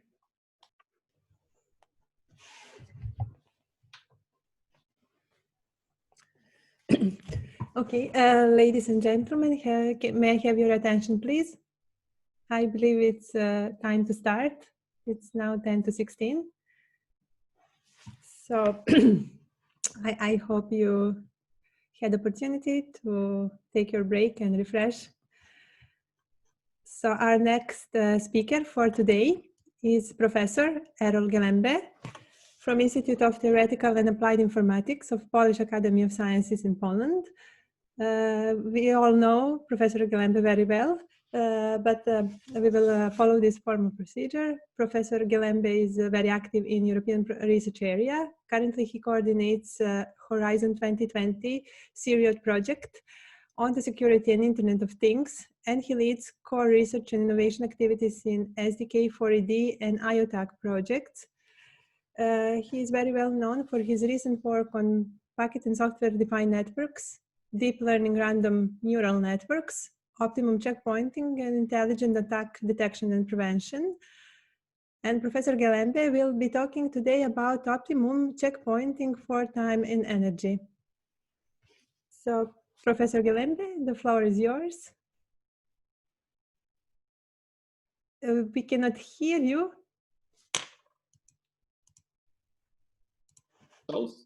Yes. Now it's fine. Yes, thank you. You know, there's a famous saying in English, children should be seen but not heard. So let me share the screen and turn on my slides. Thank you very much for the introduction. So this is work that we have been doing in the context of SDK4ED and which is motivated by it. The paper will appear in the proceedings of the Mascots Conference. It was accepted there. So it is not appearing in the special issue that we are producing for this conference, unfortunately. The work is motivated by the fact that embedded systems and their platforms must be highly dependable, because they are used to conduct a mission, such as, for instance, running a drone or running a pallet in an industrial environment and so on, or running a robot in an industrial environment. So the platforms must be highly dependable, which in fact does not mean that they will not have failures. They will have failures, but they need to recover automatically and rapidly in quasi-real time from hardware and software failures. So this is a requirement. And if you look at the different techniques, of course, you can improve the software, you can improve the hardware, etc., etc. But at the end of the day, failures can occur. And checkpointing and rollback recovery is the principal means to offer this capability. However, checkpointing is expensive. In what? Well, of course, you have to program it into the system, but it's also expensive in computing time and energy consumption. And unfortunately, the expense is incurred by the system in computing time and energy consumption, even when there are no failures. When there are failures, of course, you have to recover, and that's going to take computation and energy. However, even when everything is fine, because you're installing periodic checkpoints, you have a cost. The funny thing is that if the system is even more efficient in terms of recovering fast from failures, this means basically that it has frequent checkpoints, the overhead is even bigger. So you pay more all the time to get your reliability, which isn't surprising in a certain way, because, you know, if you want something, you have to, in a certain sense, pay for it. The better it works, the more it costs. Actually, this is not a new problem. In embedded systems, it's perhaps new, but it has been looked at since the 1970s. I think some of the first papers were by Mani Chandy, who's well known, who's a professor at Caltech now. And I had papers in the 70s on this problem. In 1980, I had a paper in the Journal of the ACM and so on. So it's not a new problem. However, what has become new is the aspect of energy.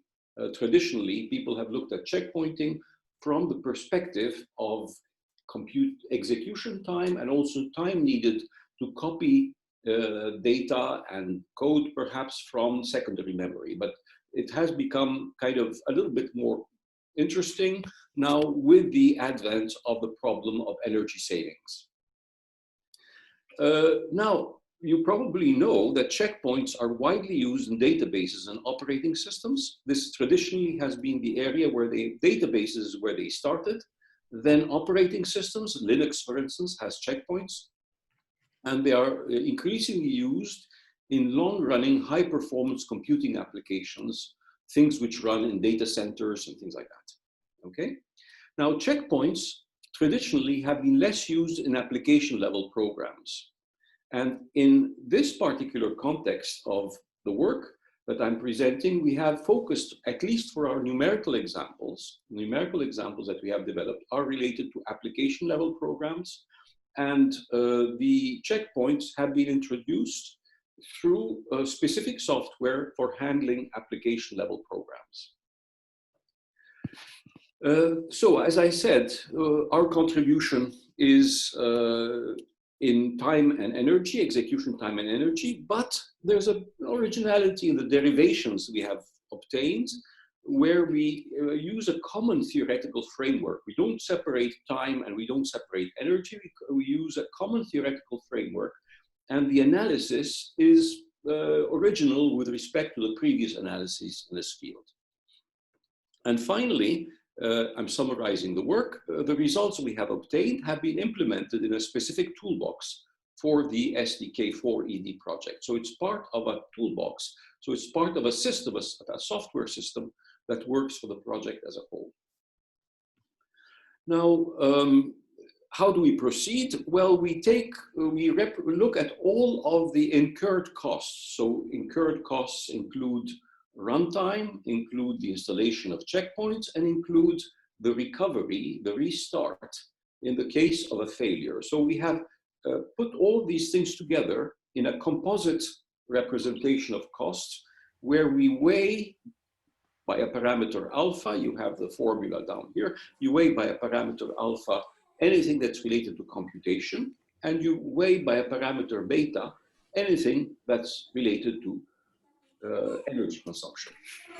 And you have, as I said, the creation of checkpoints, and this can depend on the total amount of work that has been done until the checkpoint occurs. Why? Because, for instance, if a program is running, it may generate data. So when you create a checkpoint, you have to save all of the data that the program has generated up to that point. So this may depend on the total amount of useful execution that has occurred. And of course, when you have recovery may depend on just what you did since the last checkpoint, but it may also depend on further data, for instance, that you have saved since the beginning of the program's execution. So this is introduced in the cost functions, which have the shape and form which is underneath. The assumption that we make is a classical assumption because of the programming requirement related to installing. We are assuming that the checkpoint interval of Y executed instructions, okay? These Y instructions include the effect of the repetitions due to failure recovery. And we compute a overall cost, which represents all of this. And if you wish, the analysis of the cost is in the C, in the middle of this expression. You have NB0, N is the number of checkpoints, so it's going to be perhaps straightforward here, but CY is what you calculate in terms to obtain the total effective cost of program execution for an interval Y, where Y is the number of useful executed instructions. Okay, it's not all the repetitions, it's the work that has been done, but C includes the cost of all the repetitions that you will have had if you have had failures in the interval. So it includes all the past accumulation of costs. I won't go into the analysis, but basically, once you go through it, you have an expression for the optimum checkpoint interval, that is the number of useful instructions that you must execute between checkpoints, which has this particular form. So it's an implicit equation of y star in terms of functions of y star. So you have an implicit relationship of this kind, and you have to solve this. Okay, you have to solve this in some numerical way, and we show that not only does the solution of this exist, but that it is unique, that it is the unique optimum, the unique minimum, if you wish. It's an optimum, it's a unique optimum, and it happens to be the minimum. So we have to show that, and we do in the work. So I've put the expression up again. And what's cute about this is that you can then transform this in an expression in terms, after you massage this in a clever way, you obtain something in terms of a special function. You know, just like the exponential is a special function, the Lambert function, or Lambert function, this is a Swiss mathematician from a long time ago, 17th, 18th century. So you have a special function, and you can express your optimum in terms of a special function, where B and A, now I've dropped, if you see the formula for B and the formula for A, B is related to establishing checkpoints, and A is related to restarting things when failures occur. So you have this rather elegant compact expression, and the B and A include both the energy part and the computation part. The other thing you want to look at is how, for instance, this optimum varies, and in particular, how it varies as you vary the ratio of the importance that you give to energy. So you're looking at how it is sliding, how the optimum is sliding. As you give less, if beta is 0, it means you don't care about energy consumption. If beta is large, it means, for instance, 10, you think that energy consumption is for you 10 times more important than computation time. Okay, so you're going to be looking at how this is varying. Then, of course, once you have this expression, which is up there and which you have written in terms of the special function, which is the Lambert function, you can then obtain the optimum values. And in this curve, we're plotting total execution time only, okay, not the total energy plus execution time. We're looking at total execution time, okay?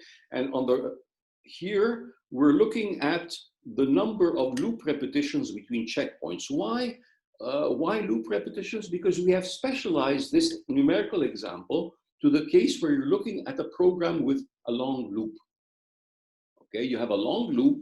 For instance, if you have a real-time program, the real-time program will be going around in a long loop, visiting all of the IoT devices, for instance, the platform is managing. So for each of the IoT devices, we'll collect the data, store it, move on to the next IoT device, or perhaps it may not be just a sensor, it could be an actuator, go to the next actuator, make a modification based on the state of the data collected, and then move on to the next one, and so on. So a long loop is typical, not just of numerical programs, but of many, if you wish, platform-oriented, IoT platform-oriented programs. So we're looking at installing checkpoints not anywhere, but at the beginning of these loops.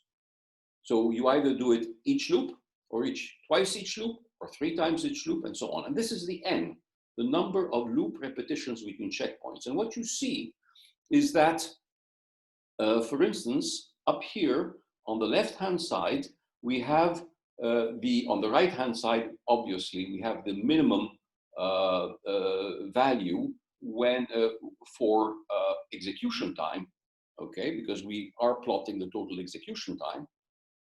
But on the left-hand side, we're showing the minimum value for energy. If you had wanted to optimize energy, you would have put it at the left-hand square and not at the right-hand square. And you see that in that case, obviously, you have optimized energy, but apparently you have not optimized for execution time, right? So you're going to have, of course, in the results we obtain, this shows you what happens if you choose one rather than the other, but the results we obtain allow us to not just do one or the other, but also do the compromise between energy and execution time. And this is what you see in these pictures, okay? So what you see in these pictures is on the bottom curve is energy consumption, okay? The red one is the execution time, and the blue one is the global. So when you're optimizing for the two together, okay, you have a compromise between execution time and cost. So on the y-axis, we're showing total expected cost.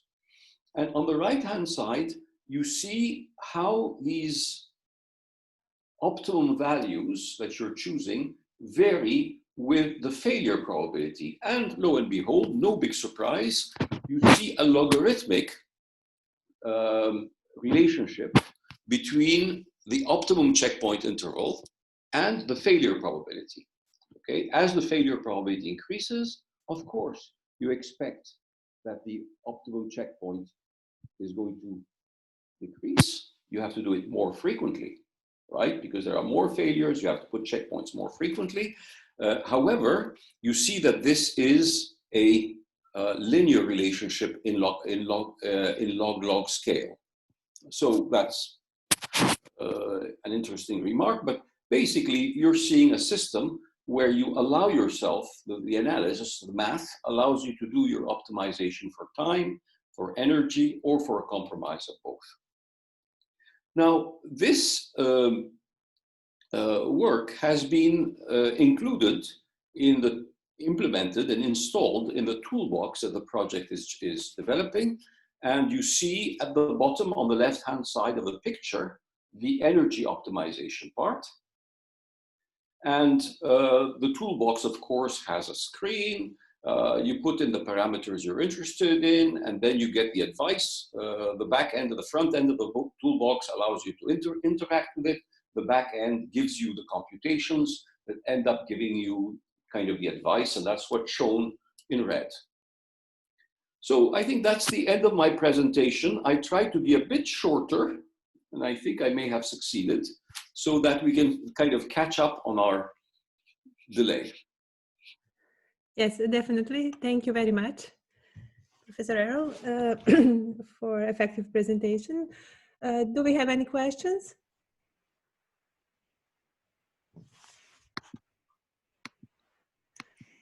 Okay, if there are no questions, may I just say that the proposed approach that is used to compute the checkpoint interval that strikes balance between energy consumption and performance is indeed very useful. And I believe that also this possibility to parameterize a specific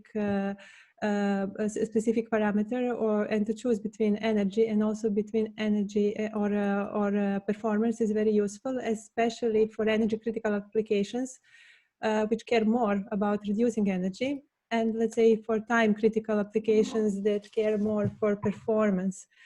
And as this is supported currently within the dependability toolbox, I'm wondering what would be your vision for future work, or how possibly you could extend this model? The extensions, more generally, I think, the extensions could go towards the specific case of block structured programs. That is, programs which have nested loops and multiple levels. Those pose particular challenges because all of if you take a block structured program, with a kind of a tree-like structure, each of the subunits is not going to be uniform in terms of size and execution time. And you may need somehow to uniformize the way you do checkpoints. So that is kind of an interesting and challenging case. So that's how I see future work. Yeah, interesting. Sounds interesting. Thank you. Do we have any other question?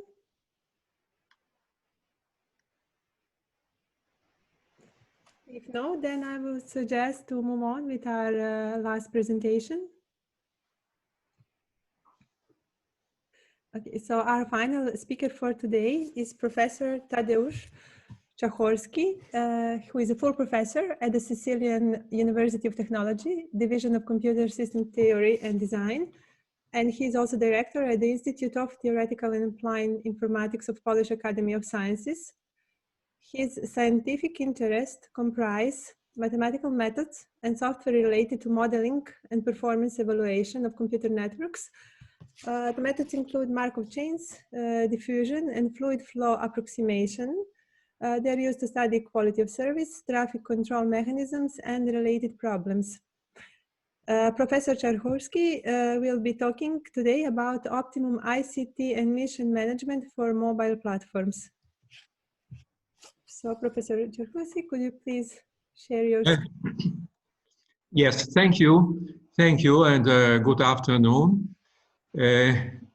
I look for my slides.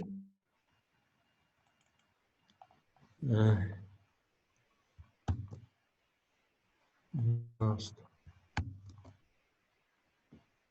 Yes, okay. Hello everybody. Thank you for introduction. And the main question in this presentation, which has two authors involved, Errol, me, and two our younger colleagues from IITIS.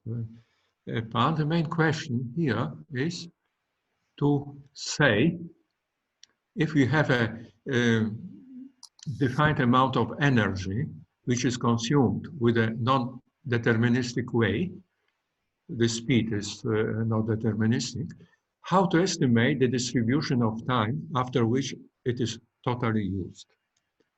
The motivation is straightforward. We have battery-powered unmanned aerial vehicles or autonomous mobile pilots together with the sensors and transmitted that they carry, and you want to know how long they may still operate. As they must do their mission, collect and store data and conduct wireless reception transmission and to assure reliability and security and so on. And the content of the batteries is non-deterministic. We may use a stochastic models to estimate the duration still available for the mission. And we furnish here two examples. One is considering drone and having two phases of the mission. One, the second one is less energy consuming, and we should optimize the total duration of this mission. And the other is just description of the battery life if it is at the same way, at the same time, it is fed by some energy sources. We will use, or we are using in this purpose, the diffusion process, which is frequently used in modeling, especially in queuing models. The early works of Errol are dated to 1975. In these models, the diffusion process represents the queues, the length of queue, and we are looking for the distribution of the queue. Here, the diffusion process is representing the energy. still available in the battery. And it's not the first work of this type. I will cite here work from Moscow 4 years ago of also Errol and Omer Abdel Rahman, where diffusion process is representing the energy in a battery. So what is diffusion process? It is a Wiener process. We consider here with a drift. That means it's a Markov process with continuous time and continuous space. It has two parameters, mu and sigma, which may be interpreted as instantaneous mean and variance for the change of this process. And the density function of this process, so a function saying that the value of the x, great X, uppercase X, this is the diffusion process at time t, is somewhere between small x and x plus dx, provided that at the beginning it is x0. So this density function is given by the diffusion equation, parabolic partial differential equation, as we see here. And its solution is well known. This is this equation number 2. And the changes of the process, incremental changes at dx, as seen here, are normally distributed with mean mu dt and the variance sigma squared dt. But the main notion we will use here is the first passage time of the process. That means the time needed that the diffusion process comes from one point to another. And we are looking for its distribution for this first passage time, and then using it to solve our problems. The first passage time, its distribution may be obtained with, we impose to the diffusion process an absorbing barrier. So, for example, if we put the absorbing barrier at x equals 0, we are looking for the time the process goes from a certain x0 to 0. That means we add to the diffusion equation this boundary condition as here, and with standard methods used in mathematics, a certain method of images, we obtain the distribution of the diffusion process with absorbing barrier at this case at 0. Then we are looking for the distribution of time. The process goes from the initial value x0 to the barrier at 0. And it is done here. Just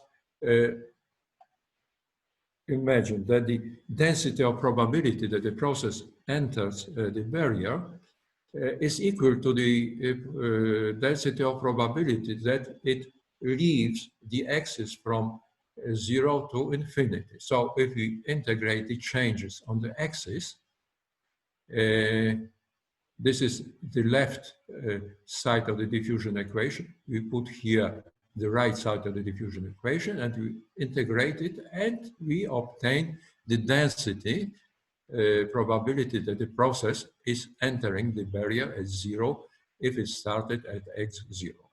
I cite here also the Laplace transform of this function because we will use it.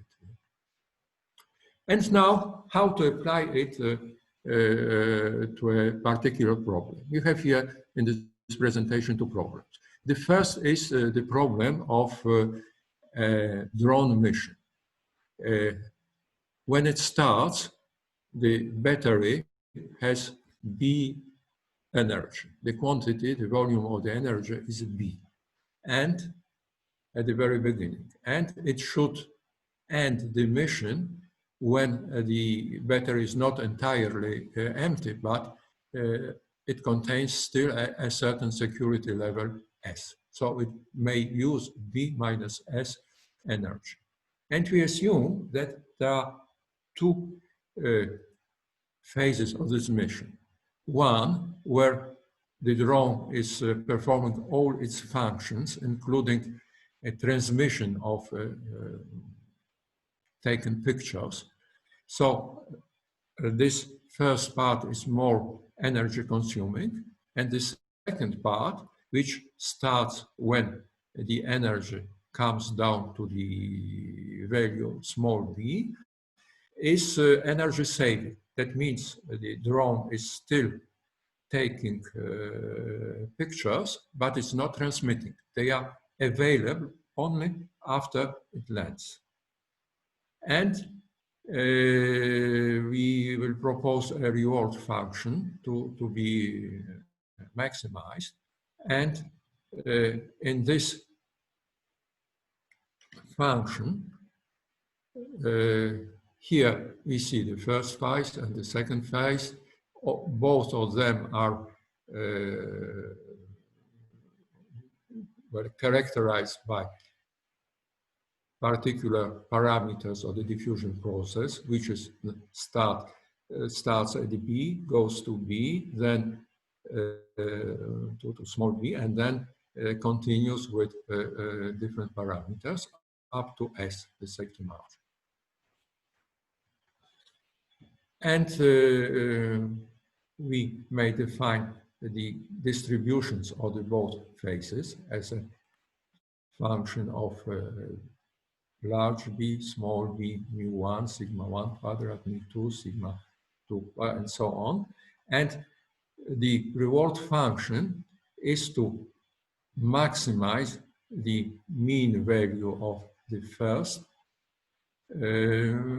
period, phase 1, and then to maximize the duration of this second period, but considering that if an information is captured at time t during the second phase, and the duration of this phase is y, so during y minus t, this information is aged, so it is losing its value. So this blue part represents the deterioration of the information. So it is put here in this reward function. And finally, we should maximize this function 5 here to determine b, the moment we switch from first one to the first two, to maximize the function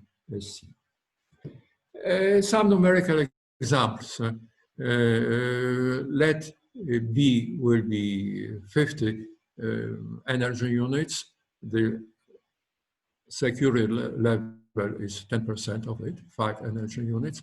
We have certain mu1 and mu2, so the speed of energy consumption during first and second phase. Some variances of this consumption or the movement of the diffusion process, and 2 functions of which degrade with the age of the information. One is exponential, this second is linear. So the value of the formation is decreasing in a linear way up to 0 and then stays 0 here. And some examples where we see this function to maximize as a function of b. So the moment of switching the phases, we see sometimes there is a maximum. So we find b, which is in between 0 and or b and s, depending on the parameters, especially on alpha, so the speed of degrading the information. Some other examples. In other examples, we see that sometimes it is better to have only one phase. Here, it means that we need only the first phase or the second phase. And so on. Just some examples to see how this function is behaving. This is the figures were for exponential decreasing function, now for linear decreasing function. And the conclusion is that sometimes we have this maximum in between, so we have two phases, or sometimes for large alpha, when the value of measurements is decreasing fast, it's better to keep during the whole missions the phase one, or vice versa. If alpha is small, it is better to have only the second less energy consuming mission. So we have a tool to answer this question. The other problem is as follows. We have a battery, a fixed battery. So it's not concerning the drone, it's just a battery. The initial value of energy is B, and this time the energy is being consumed, but at the same time we have here energy harvesting. That means that some energy is coming to the battery at the same time. So the diffusion movement is a sum of two processes. Coming energy units to the battery and leaving the energy unit due to the consumption. And we assume that one process has parameters lambda and sigma a squared, and the second has parameters sigma v and mu. And the energy in the battery is described by, once again, by diffusion equation. But now the process is on the interval 0 and B, 0 empty battery, B totally loaded battery, and it may enter either of the barriers here. So it enters 0 when the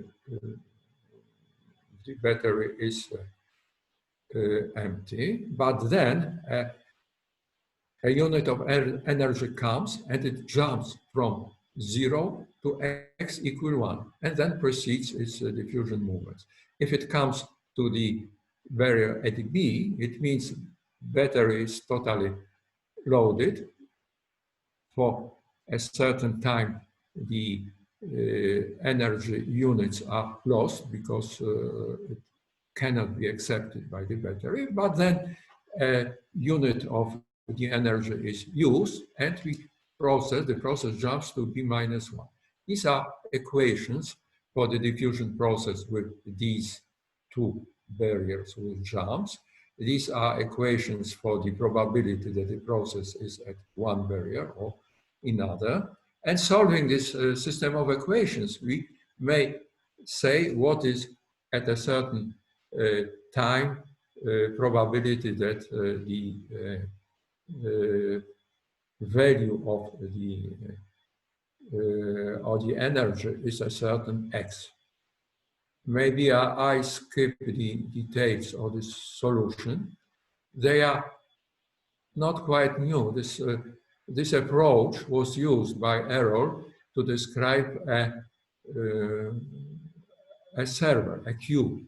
Now we slightly modified it, and still we may solve the model and also determine all first passage times which are concerned here. So the time going from B to 0, from 1 to 0, 1 to B, B minus 1, 0, or B minus 1 to B, which are needed to determine two values we are looking for as well. This is the distribution of the time elapsed between the battery is totally loaded up to the moment it is totally empty. This is this function h1, which is represented by all these first passage times mentioned here. So it is totally full, goes to 0, but maybe when one energy unit is consumed and the process comes to B minus 1, then it returns to B, spend a certain time at B, once again goes to B minus 1 and then to 0, or it returns again to B, spend another time given by this distribution at the barrier, and so on. If we use Laplace equations, we come to quite nice formula. And the other distribution we may determine this way is the time between two moments the battery is totally empty. This is this function h2. You may as well determine the mean values of the distribution using the Laplace transform of these distributions, a certain features of Laplace transform. If you have a Laplace transform fx of s, you may determine easily the moments of the distribution. And here are some examples, numerical, just to say we master the numerical part of these models, and we may see what are the distributions. These are distribution H1 for various parameters of the battery and of the movement. And this is H2, the second distribution I spoke. Also for this battery. So to conclude, we have a certain tool. We may use the distribution of first passage time for diffusion process to determine, for example, the time of the mission of a drone, or to see how long a battery may resist the power consumption, being at the same time fed by an accumulator. And we are able to use these models to have quantitative results. Thank you. Thank you very much for interesting presentation. Do we have any questions? I'd just like to say a few words to link what Tadeusz said to some of the earlier discussions, both of the overall presentation of the project and as well as Michel Schmidt's presentation, and especially the discussion after his presentation.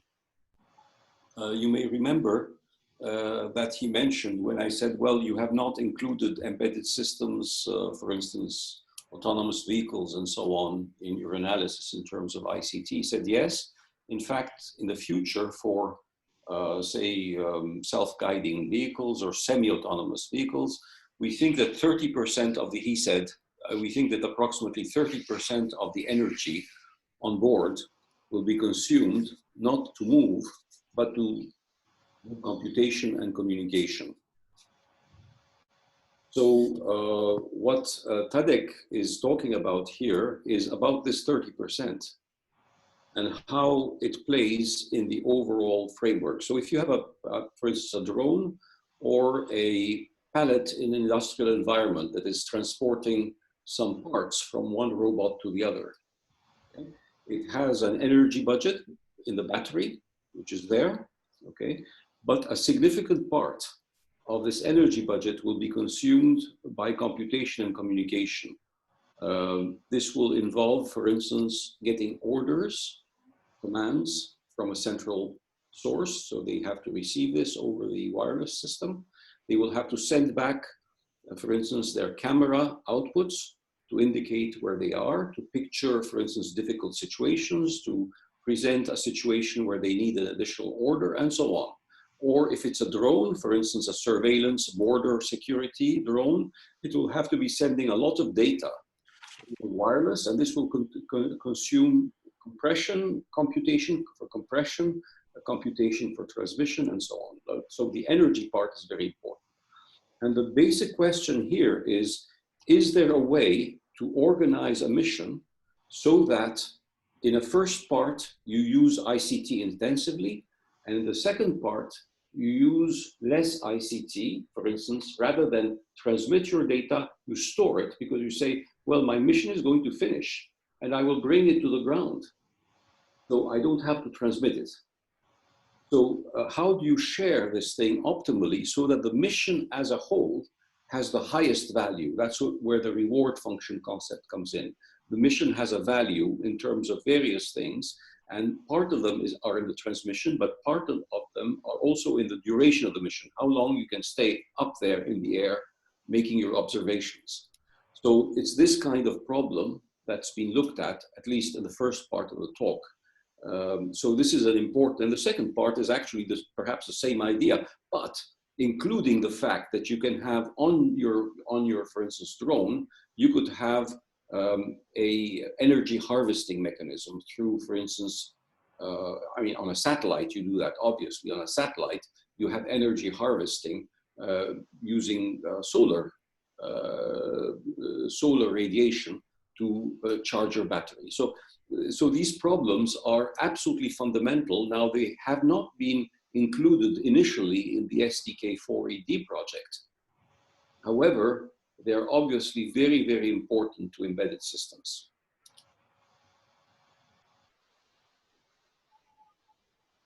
Thank you, Errol, for comments. Thank you very much. Yes.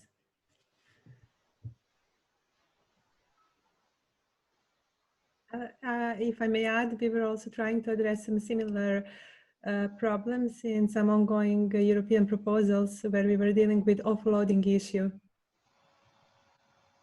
of services and applications and transmitting services from the cloud, from the fog to the cloud. Yeah, they're connected. However, in the fog and the cloud, of course, you have different energy consumption profiles. But you're still there. And since you don't have, they're both plugged in, it's not as critical.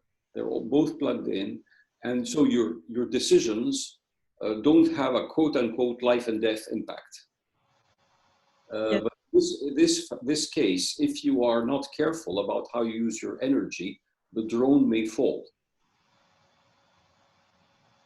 Or, Yes. for instance, the drone may enter an area where you have to have a reserve energy because there may be a lot of wind all of a sudden. So the motors or the rotors will have to operate at higher power levels to maintain stability. So in autonomous systems, such as cars or drones, there may be not life and death, but I mean, at least for the mission itself, there may be really critical issues that you have to be very careful about with respect to energy, which don't happen in the cloud and the fog, where it's kind of a routine, everything is plugged in, you waste perhaps a little bit extra energy, but it's not the end of the day. It doesn't impair the mission fundamentally. Are you planning in the future to perform any empirical studies on a real example? Real examples are, by a real example, do you mean the data must be, the example must be real? Yeah. That's easy to do. That's easy to do because, you know, if you take, for instance, the 30% share, which is something that's out there, which is people accept, and you actually know what the amount of energy is in a battery on a drone, it is possible, indeed, to produce a realistic numerical example. Thank you. Yeah, that would be interesting. You know, for instance, there are people today who are researching drones to support mobile phones, as a support for mobile phones. So so that's another example for this kind of thing. Yeah, interesting. Yeah, thank you.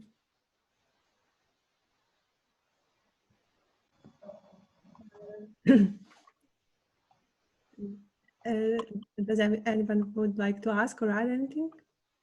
Yeah.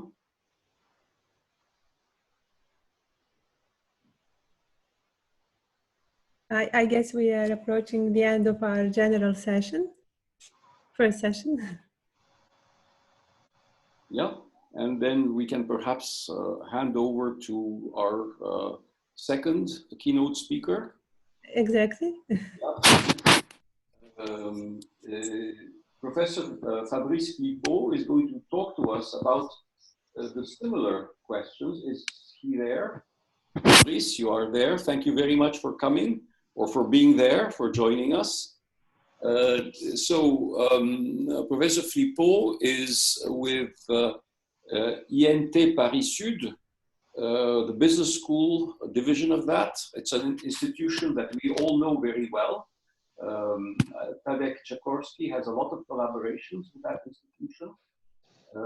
And I have probably 4 or 5 former PhD students of mine who are either currently teaching or who have taught there. So it's an environment that we both know very well.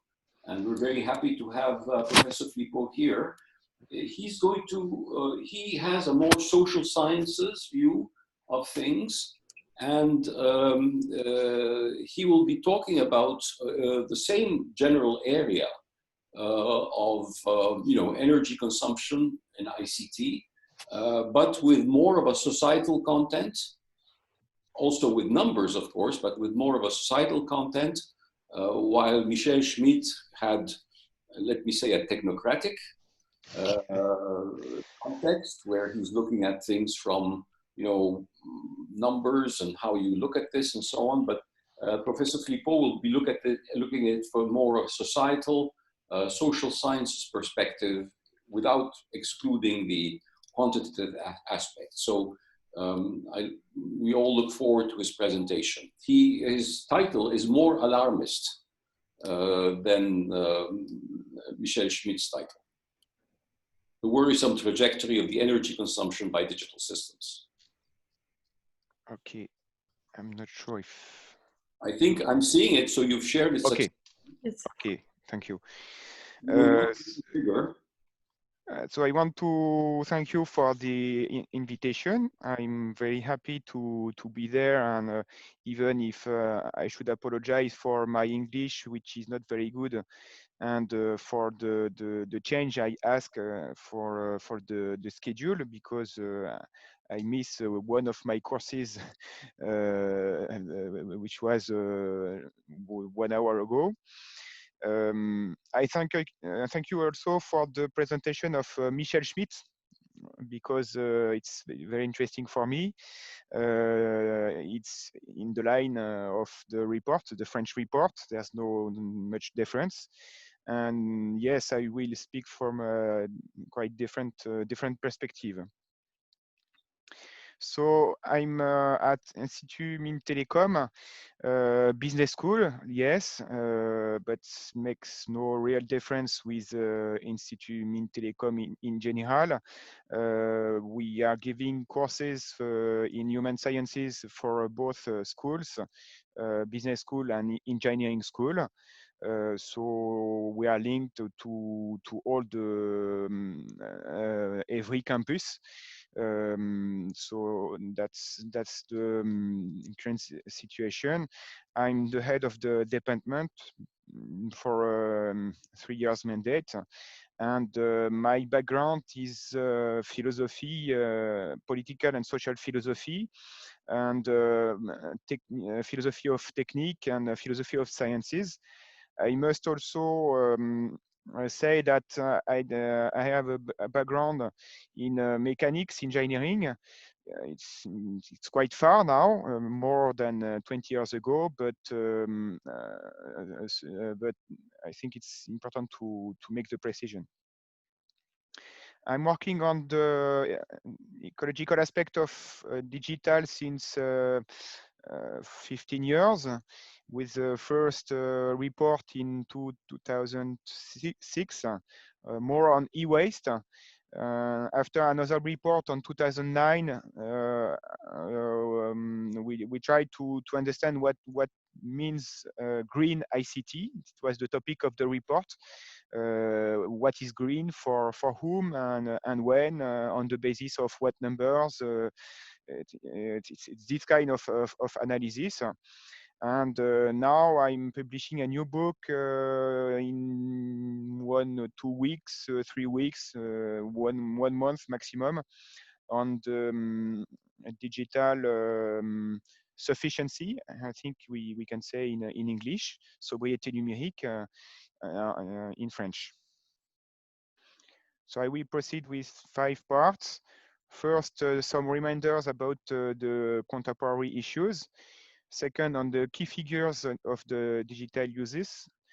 Third, about ICT energy consumption, and I will also make some comments on the presentation of Michel Schmidt. Fourth part, is there IT for green? And 5, how to get out of the situation. So to remember, the current situation is not very cool from the ecological point of view. Here you have a map published by the Washington Post on what could be the world with 4 degrees more. You see it will not be very comfortable. For the north of Europe, it will be not so bad, but the problem is where will Indians and Chinese go? Maybe in the north of Europe. So the world with 4 or 5 degrees could be very different and not comfortable compared to the current world. I'm sorry for interruption. Yes. Can you just make sure that we cannot see the slides moving? I tried to send a private chat message, so. Okay, I see the slide, but I don't see the chat. Yeah, no worry. Okay, now we are fine. Okay, you see, is it good for? Because I was in the full screen and now it's not full screen. But if it's okay like this, I will continue like this. It's fine. It's fine. Yeah, just to follow the flow. Okay. Thank you. So that's the map published by the Washington Post. Just make also a point to remember that the issue is not climate but biodiversity.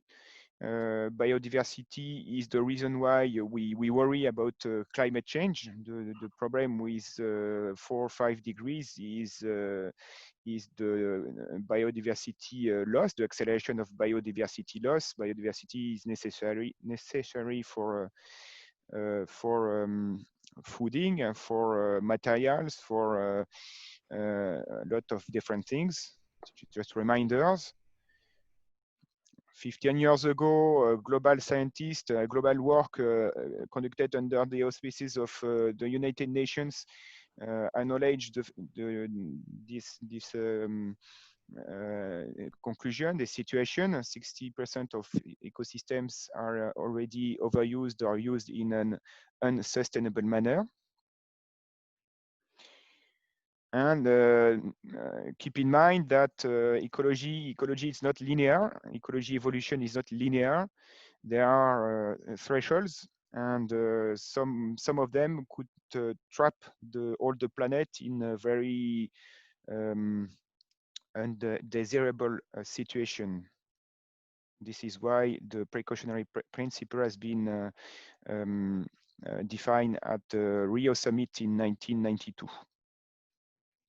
And this is some representation of the thresholds. So this is the context. If we come now to some key figures of digital use, you all know that use have increased dramatically since 15 years, 20 years. This is a summary for France. maybe to put in perspective the situation seen from the perspective of Michel Schmidt. It was a situation quite good with a stabilization of energy consumption, but at the world level, you see that France is already well connected, and there is very big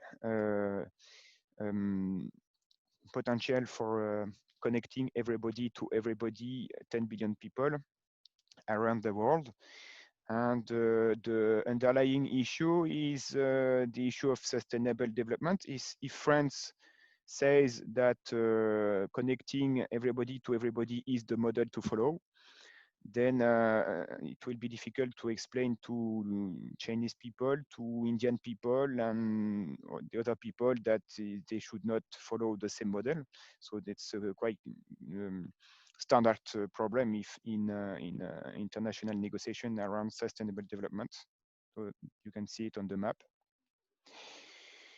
There is the issue of digital inclusion, but we can see it also like the issue of radical digital monopoly.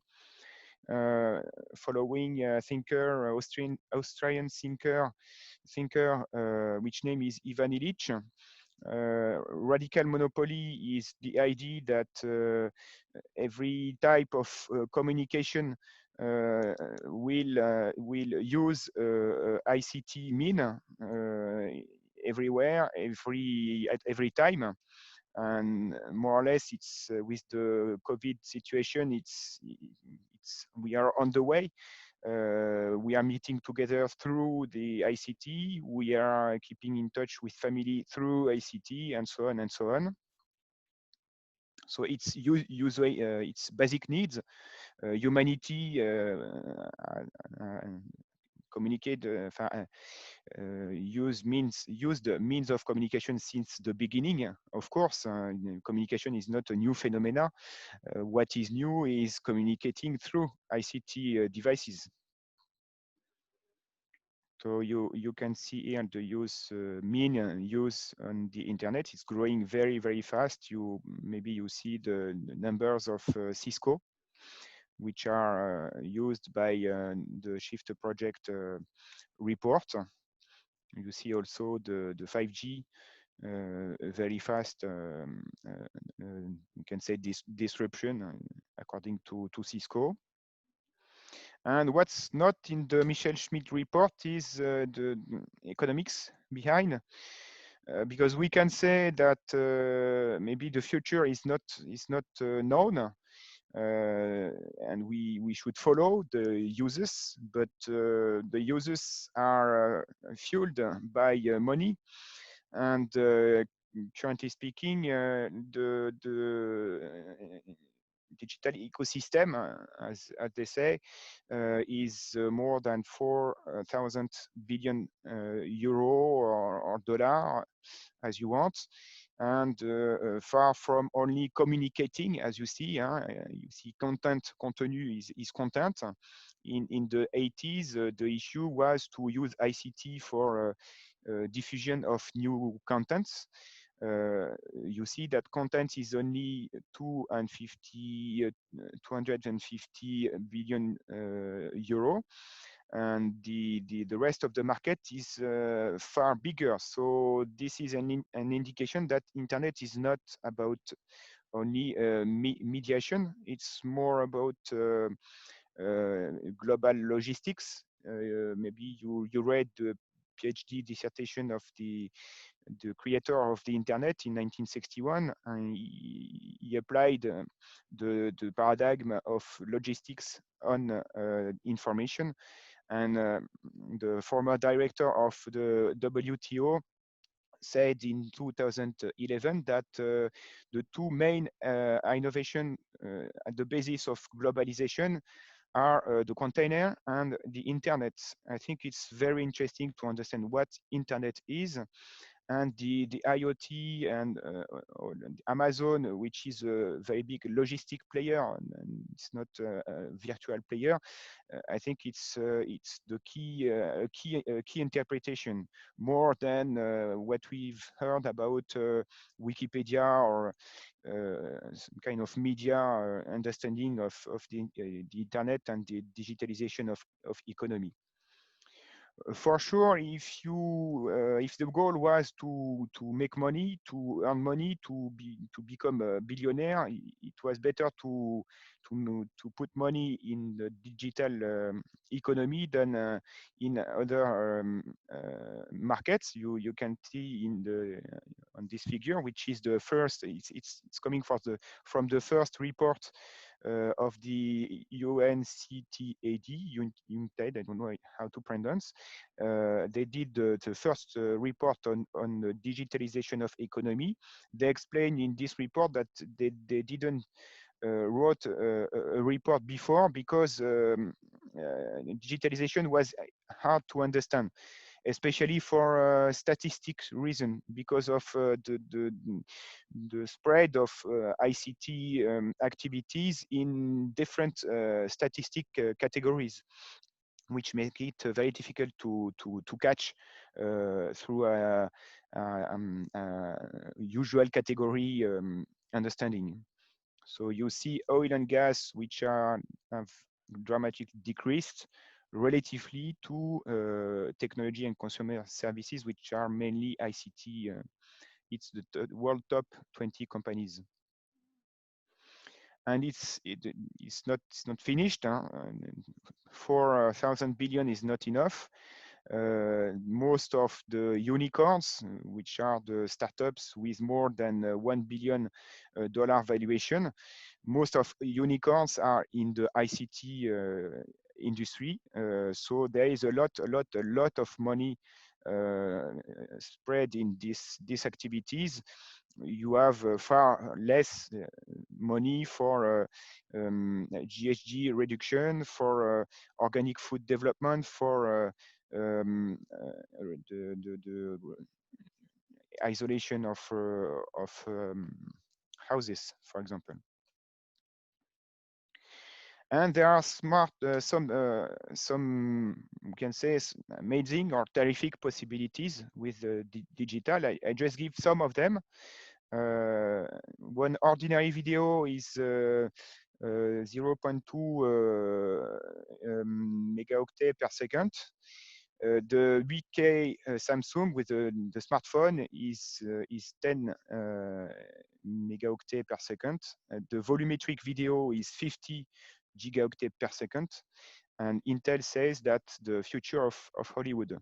So you see that the debates around 5G currently for all of these actors is a key debate because they need not only 5G, but 6G, 7G, 8G, 10G, because they want to use massive traffic of information. You can think also to this position of Microsoft or Apple Arcade. Microsoft explained that they don't want to compete with Nintendo, for example. They want to compete with Apple or the GAFAM because Nintendo is too small. They want to drive 7 billion users on online games, which will, of course, increase the demand for data centers. So I have many examples, this type of example, and you see that there are a lot of money put to reach these goals. It's not only a declaration. So if we see this has, of course, consequences in energy consumption. I'm sure you've noticed that in the presentation of Michel Schmidt, none of these trends are mentioned. The trend in video, the trend in online gaming, the trend in the digital economy. So the presentation explains that we should take care about new uses. I think it's what is needed is far more than only take care, but to measure it from an economic perspective, an investment perspective. So it's not very surprising that at the end we find many studies that are advocating a strong increase in the electricity consumption. You know these studies. Maybe this is less known. It's from a report from the Semiconductor Association. It's the barrier in energy efficiency, because many of the actors, especially Negawatt, they argue that all this increase in digital traffic and digital use could be um, counterbalanced by energy efficiency, which is very fast in ICT. It's totally true, but there is a limit. There is an ultimate limit, which is the Landauer barrier.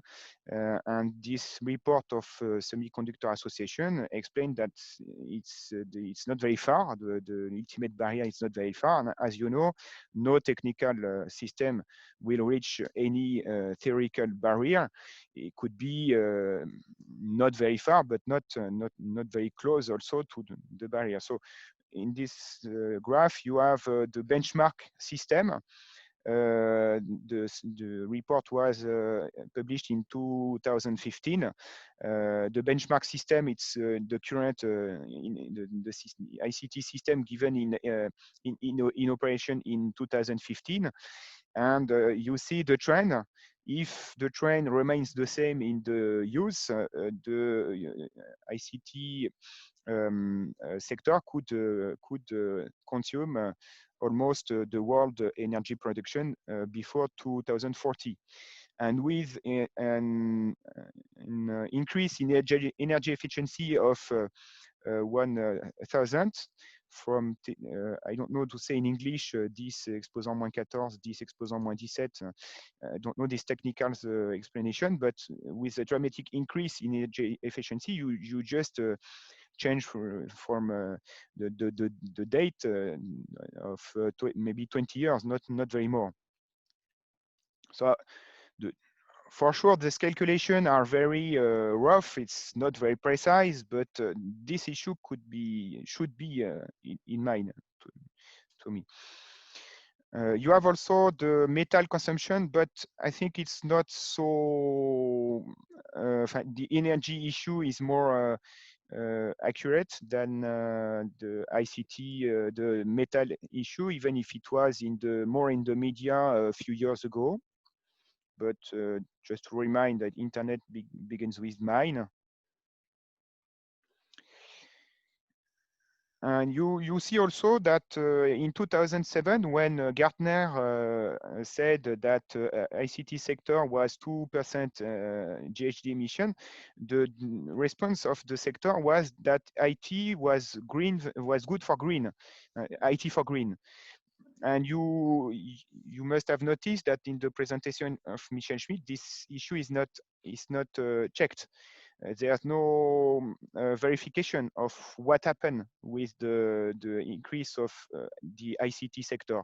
But what happened in France is that all the energy efficiency gains that have been made on the domestic appliances such as refrigerator or washing machine, these gains have been annihilated by the ICT growth. And to my mind, it's not a detail. It's a point, very important point. It's one of the reasons why at the European level, there is a very strong slowing of the GHG decrease. We must distinguish sufficiency and efficiency. Sufficiency is about which use. It's about uses. Which use is enough. Which use is too much. which is of course very difficult to define, but it plays at all level of a technical system. For example, do I use too much online video conference? Do I use enough low consumption devices? Or even at a country level, is 5G too much, or is 4G enough? So you have different levels, and what could be a sufficiency at a level could be only efficiency at another level, and efficiency is how a given use could be achieved by a more efficient means. For example, to have a laptop which consume less energy to do the same operation. And it's very important to notice this, because, for example, I give you this report of General Electric. They explain that digital energy transformation, digital transformation is very good for energy saving. Okay, good, but they don't explain, they don't see the big picture. They don't explain in the report what they will do with the money they will save. They save energy, but they save also money. And what is important is what they will do with the money saved. If it's invested to produce more energy, of course, there's no gain. Since Adam Smith and 18th century industry and economy are working on sufficiency efficiency couple to make some gains in efficiency or sufficiency, to invest more in more production. That's the movement since more or less 200 years. So it's this movement who has to be evaluated, not a sectoral calculation which is not complete and which is misleading. If we see the political configuration for this IT for green in France, in Europe, because the European directives are very have a very heavy role in the framing the debate. Public authorities are more interested in digitalization of economy than in limiting negative impact. There are some directives, but they are more on efficiency than on sobriety. It's more and more devices consuming less and less, but more and more devices and services. From the company, they usually advocate for green IT for green, but without any reporting on this promises. I don't know if I'm correct in the English, but you see on the right, upright, the succeeding reports from the GGC, which is the Global E-Sustainability Initiative. It's all the big companies. They made different promises. Let's say that, okay, ICT has a footprint, okay, but we can decrease all the footprint of all other sectors. Of course, it's not what happens. Third actor, NGOs such Greenpeace, WWF, or Negawatt in France, they are more on sufficiency. They are not very much more on efficiency than sufficiency, with some exceptions. And consumers they are ventriloqued by others. Everyone speaks for consumers. Companies speaks for consumers. They explain that the consumer needs the 5G. Everyone needs the 5G. NGO says that consumer, they want the planet, not the 5G, and more or less that not so big public debate. Maybe it will open with the 5G, but since now the public debate was not very important, and that's explained why the consumer they are now dependent. They need the ICT. They feel they need more and more ICT. You see on the slide. If the question is, do you think you need internet to be integrated into society? You see, it's increasing. So there is a digital lock-in, which is rapidly expanding, and without real anticipation of what it means. But for public authorities and companies, it's of course it's progress, it's technological advance which should be maintained, and it needs a lot of users. The key component for this evolution is we can say, with choice architecture. It's concept which comes from economy. Maybe you know the concept of nudge. It's inspired by this concept of nudge. And nudge, they're explaining that we are humans. We are with limited rationality, and we make choices in constraint environment, and this environment is the point of focus of public authorities, NGO, and private actors, with a big player, bigger than others. Of course, companies and public authorities, they are bigger than others, and than NGOs, and they act with a lot of strategies. For example, in France, there was a subvention. Subvention, I'm not sure if it's the good name in English, to lower the access to smartphone, to PCs, to make it need for more people as possible. And it's also the case for the Green New Deal. I read very into detail the European Green New Deal. To make it very short, it seems that they want to secure the ICT markets, but not really the GHG reduction. What is secured by the text is more ICT markets than GHG reduction. There is serious loopholes in the GHG reduction. So how to get out? I need to be very short, but I think we have to see all these lifestyle issues as sovereignty and network issues. It's more or less what the Green New Deal is saying also, even if their analyses are a bit different. And to take control of these networks, and which are needed for the lifestyles.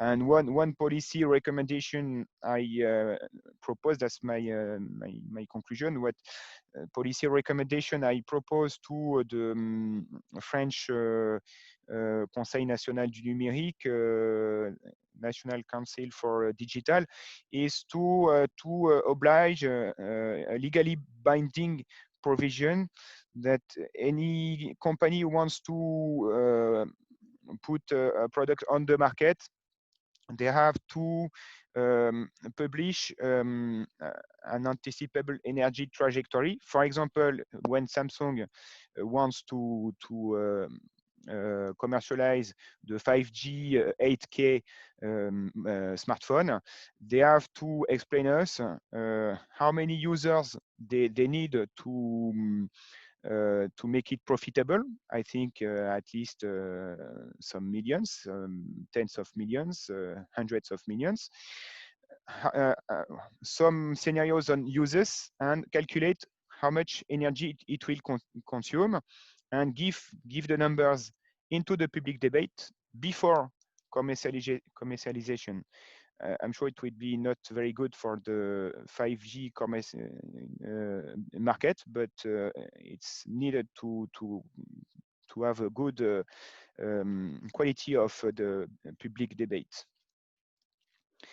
I thank you very much. I hope my English was understandable, and I apologize if it was not very good.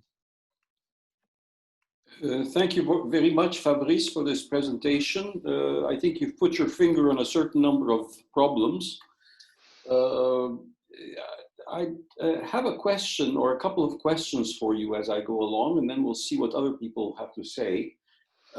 One point, which is quite important, related to what you just said about, when you introduce a new smartphone, indicate, etc.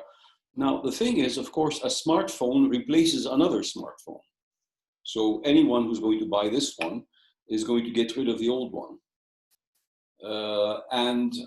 Generally, each generation appears to be, at least at the terminal end, just the device, appears to be more energy efficient than the previous ones. Okay, appears to have more capabilities and to be more energy efficient. So your suggestion is very difficult to implement because by definition, the device is quote unquote better than the one it replaces. It's kind of unfair to say how much energy are you going to consume, because it's not adding onto the market, it is substituting in the market. And at the substitution level, it's easy to show that it is quote unquote better. Yes. I have another thing to say right after that, but I'd like to hear what you think about this. Yes, the calculation is not on the terminal. It's all on the widest perimeter on how much energy it will consume globally with the uses related to, because the terminal is more efficient, yes, but it uses more application, more it can manage more traffic and so on and so on. So it implies bigger data centers and so on and so outside the terminal. So the calculation is on the widest perimeter, which is the perimeter we use when we try to understand the trajectory of ICT. Right, that's a good point. That's a good point, but it's still a difficult one to make. It's kind of very difficult to make that point because of what I've just said, that everyone says, oh, this is a new device, new technology, therefore it's going to be more energy efficient, blah, blah, blah. And they will use the same, perhaps, argument for the data center as well. However, one thing, what you just said, I mean, about the requirement, it's never been made for 5G. The government is supporting Orange's 5G plans and all the 5G plans, but no one has ever come up with any evaluation of what the real energy impact is going to be. Isn't that a better target to kind of take up and discuss publicly? I wish someone raised that publicly. I mean, this is really a problem, because we know that 5G will require a densification of equipment. Then they will tell you that each equipment, each base station is better than the previous base station. But in effect, we will need many more base stations. And I don't see that debate actually taking place. Just yesterday, I had a phone conversation with someone called Yves Bamberger, who used to be research director of EDF. He was running the research center of EDF, and he said, look, the problem we're having is that, for instance, with the liberalization of phones, that is the privatization of mobile phone companies, we've actually increased the potential energy consumption because a lot of people are just duplicating equipment. So those are, and in my report in 2015, when I wrote the report about energy, I raised the issue of duplication of equipment through liberalization. And one of the people who has written the report with Michel Schmidt, every time I talk to her about this, she jumps on me. She gets very upset. Now, because it's ideological, for some reason, people think that liberalization is good. And therefore, it's good for everything. Perhaps it's good for some things, but it's not good for everything. And these things need to be debated. And I see no debate about this, at least in France. And certainly not in the UK or, people just don't seem to be taught. They take this for granted. Yes, there's many questions in Yes, your remark, many remarks in your remark, we can say. Yeah. Yes, 5G, there is a beginning of debate on the 5G issue, which was not the case in the 4G, 3G, 2G. So that's for the first time. There is a beginning of debate. Some cities in France, they said they want a moratorium on the 5G deployment.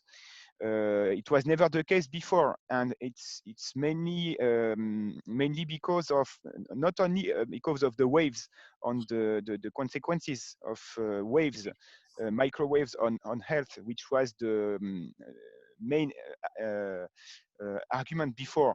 Now it's more on energy consumption, that 5G will make available more and more data, and they will consume more and more energy. This point is maybe better known since maybe 2 years. It's very recent, and it's a new thing in a digital debate in France. And I'm on the issue since 15 years, as I say, and the situation is new now. It's very clear. The digital sufficiency has been put forward by very different actors, even in the government, which was never the case before. So 5G is also a good debate. My policy recommendation was not the summary of everything we can put forward. 5G it's a kind. I met the top management, and I made an intervention in the top management of EDF last week or the week before. I explained them that 5G is like a highway, a super highway for more and more energy consumption. They understand very well. It's very clear. And my colleagues in engineering school, for them also it will increase. Contrary to what the government say and Michel Schmidt say, for many actors it's very clear that it will increase, and even for people in Orange. So the situation is quite different now. It's not very. I give some elements of context. It's not an answer to your remarks, but I think it's changing, and ICT is not seen anymore as the immaterial thing that most of people thought before. Yeah. And this, I think, this use of immatériel, virtuel, and so on, all these words are totally misleading. You're a mechanical engineer, you know about the physics of these things. I mean, what's in the circuits and the thermodynamics and so on. I mean, this language that is being constantly used by public authorities, and that it's like numérique, so somehow it's like up in the air, is very, I think, yes. What is interesting to people, basically. What is interesting when you follow the international summits in the ICT domain and in the digital domain and in the sustainable development domain, because my first specialty is sustainable development issues. So I followed the Rio Summit 92, the Johannesburg Summit 2002, the new Rio Summit 2012, and so on. In this dynamics, there's no mention of ICT at all, because it's not seen as neither a solution or nor a problem. It's not seen.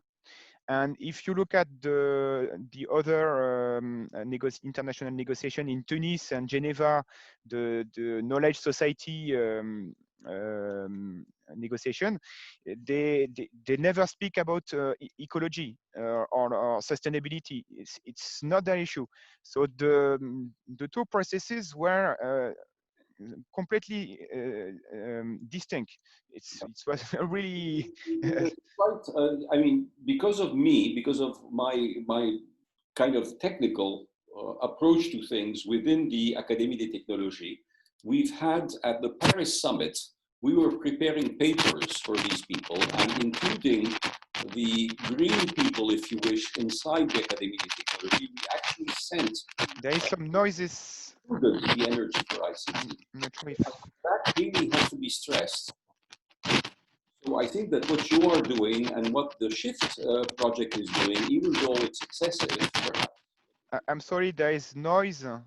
I missed some words, what you say. Anyway, perhaps I shouldn't be speaking so much, but I think there is a lot of work to do in this direction. That's okay. I'm not really. I use Zoom only sometimes, so maybe I don't know what to do exactly to. Never mind. Are there other? I'm sorry. Other questions?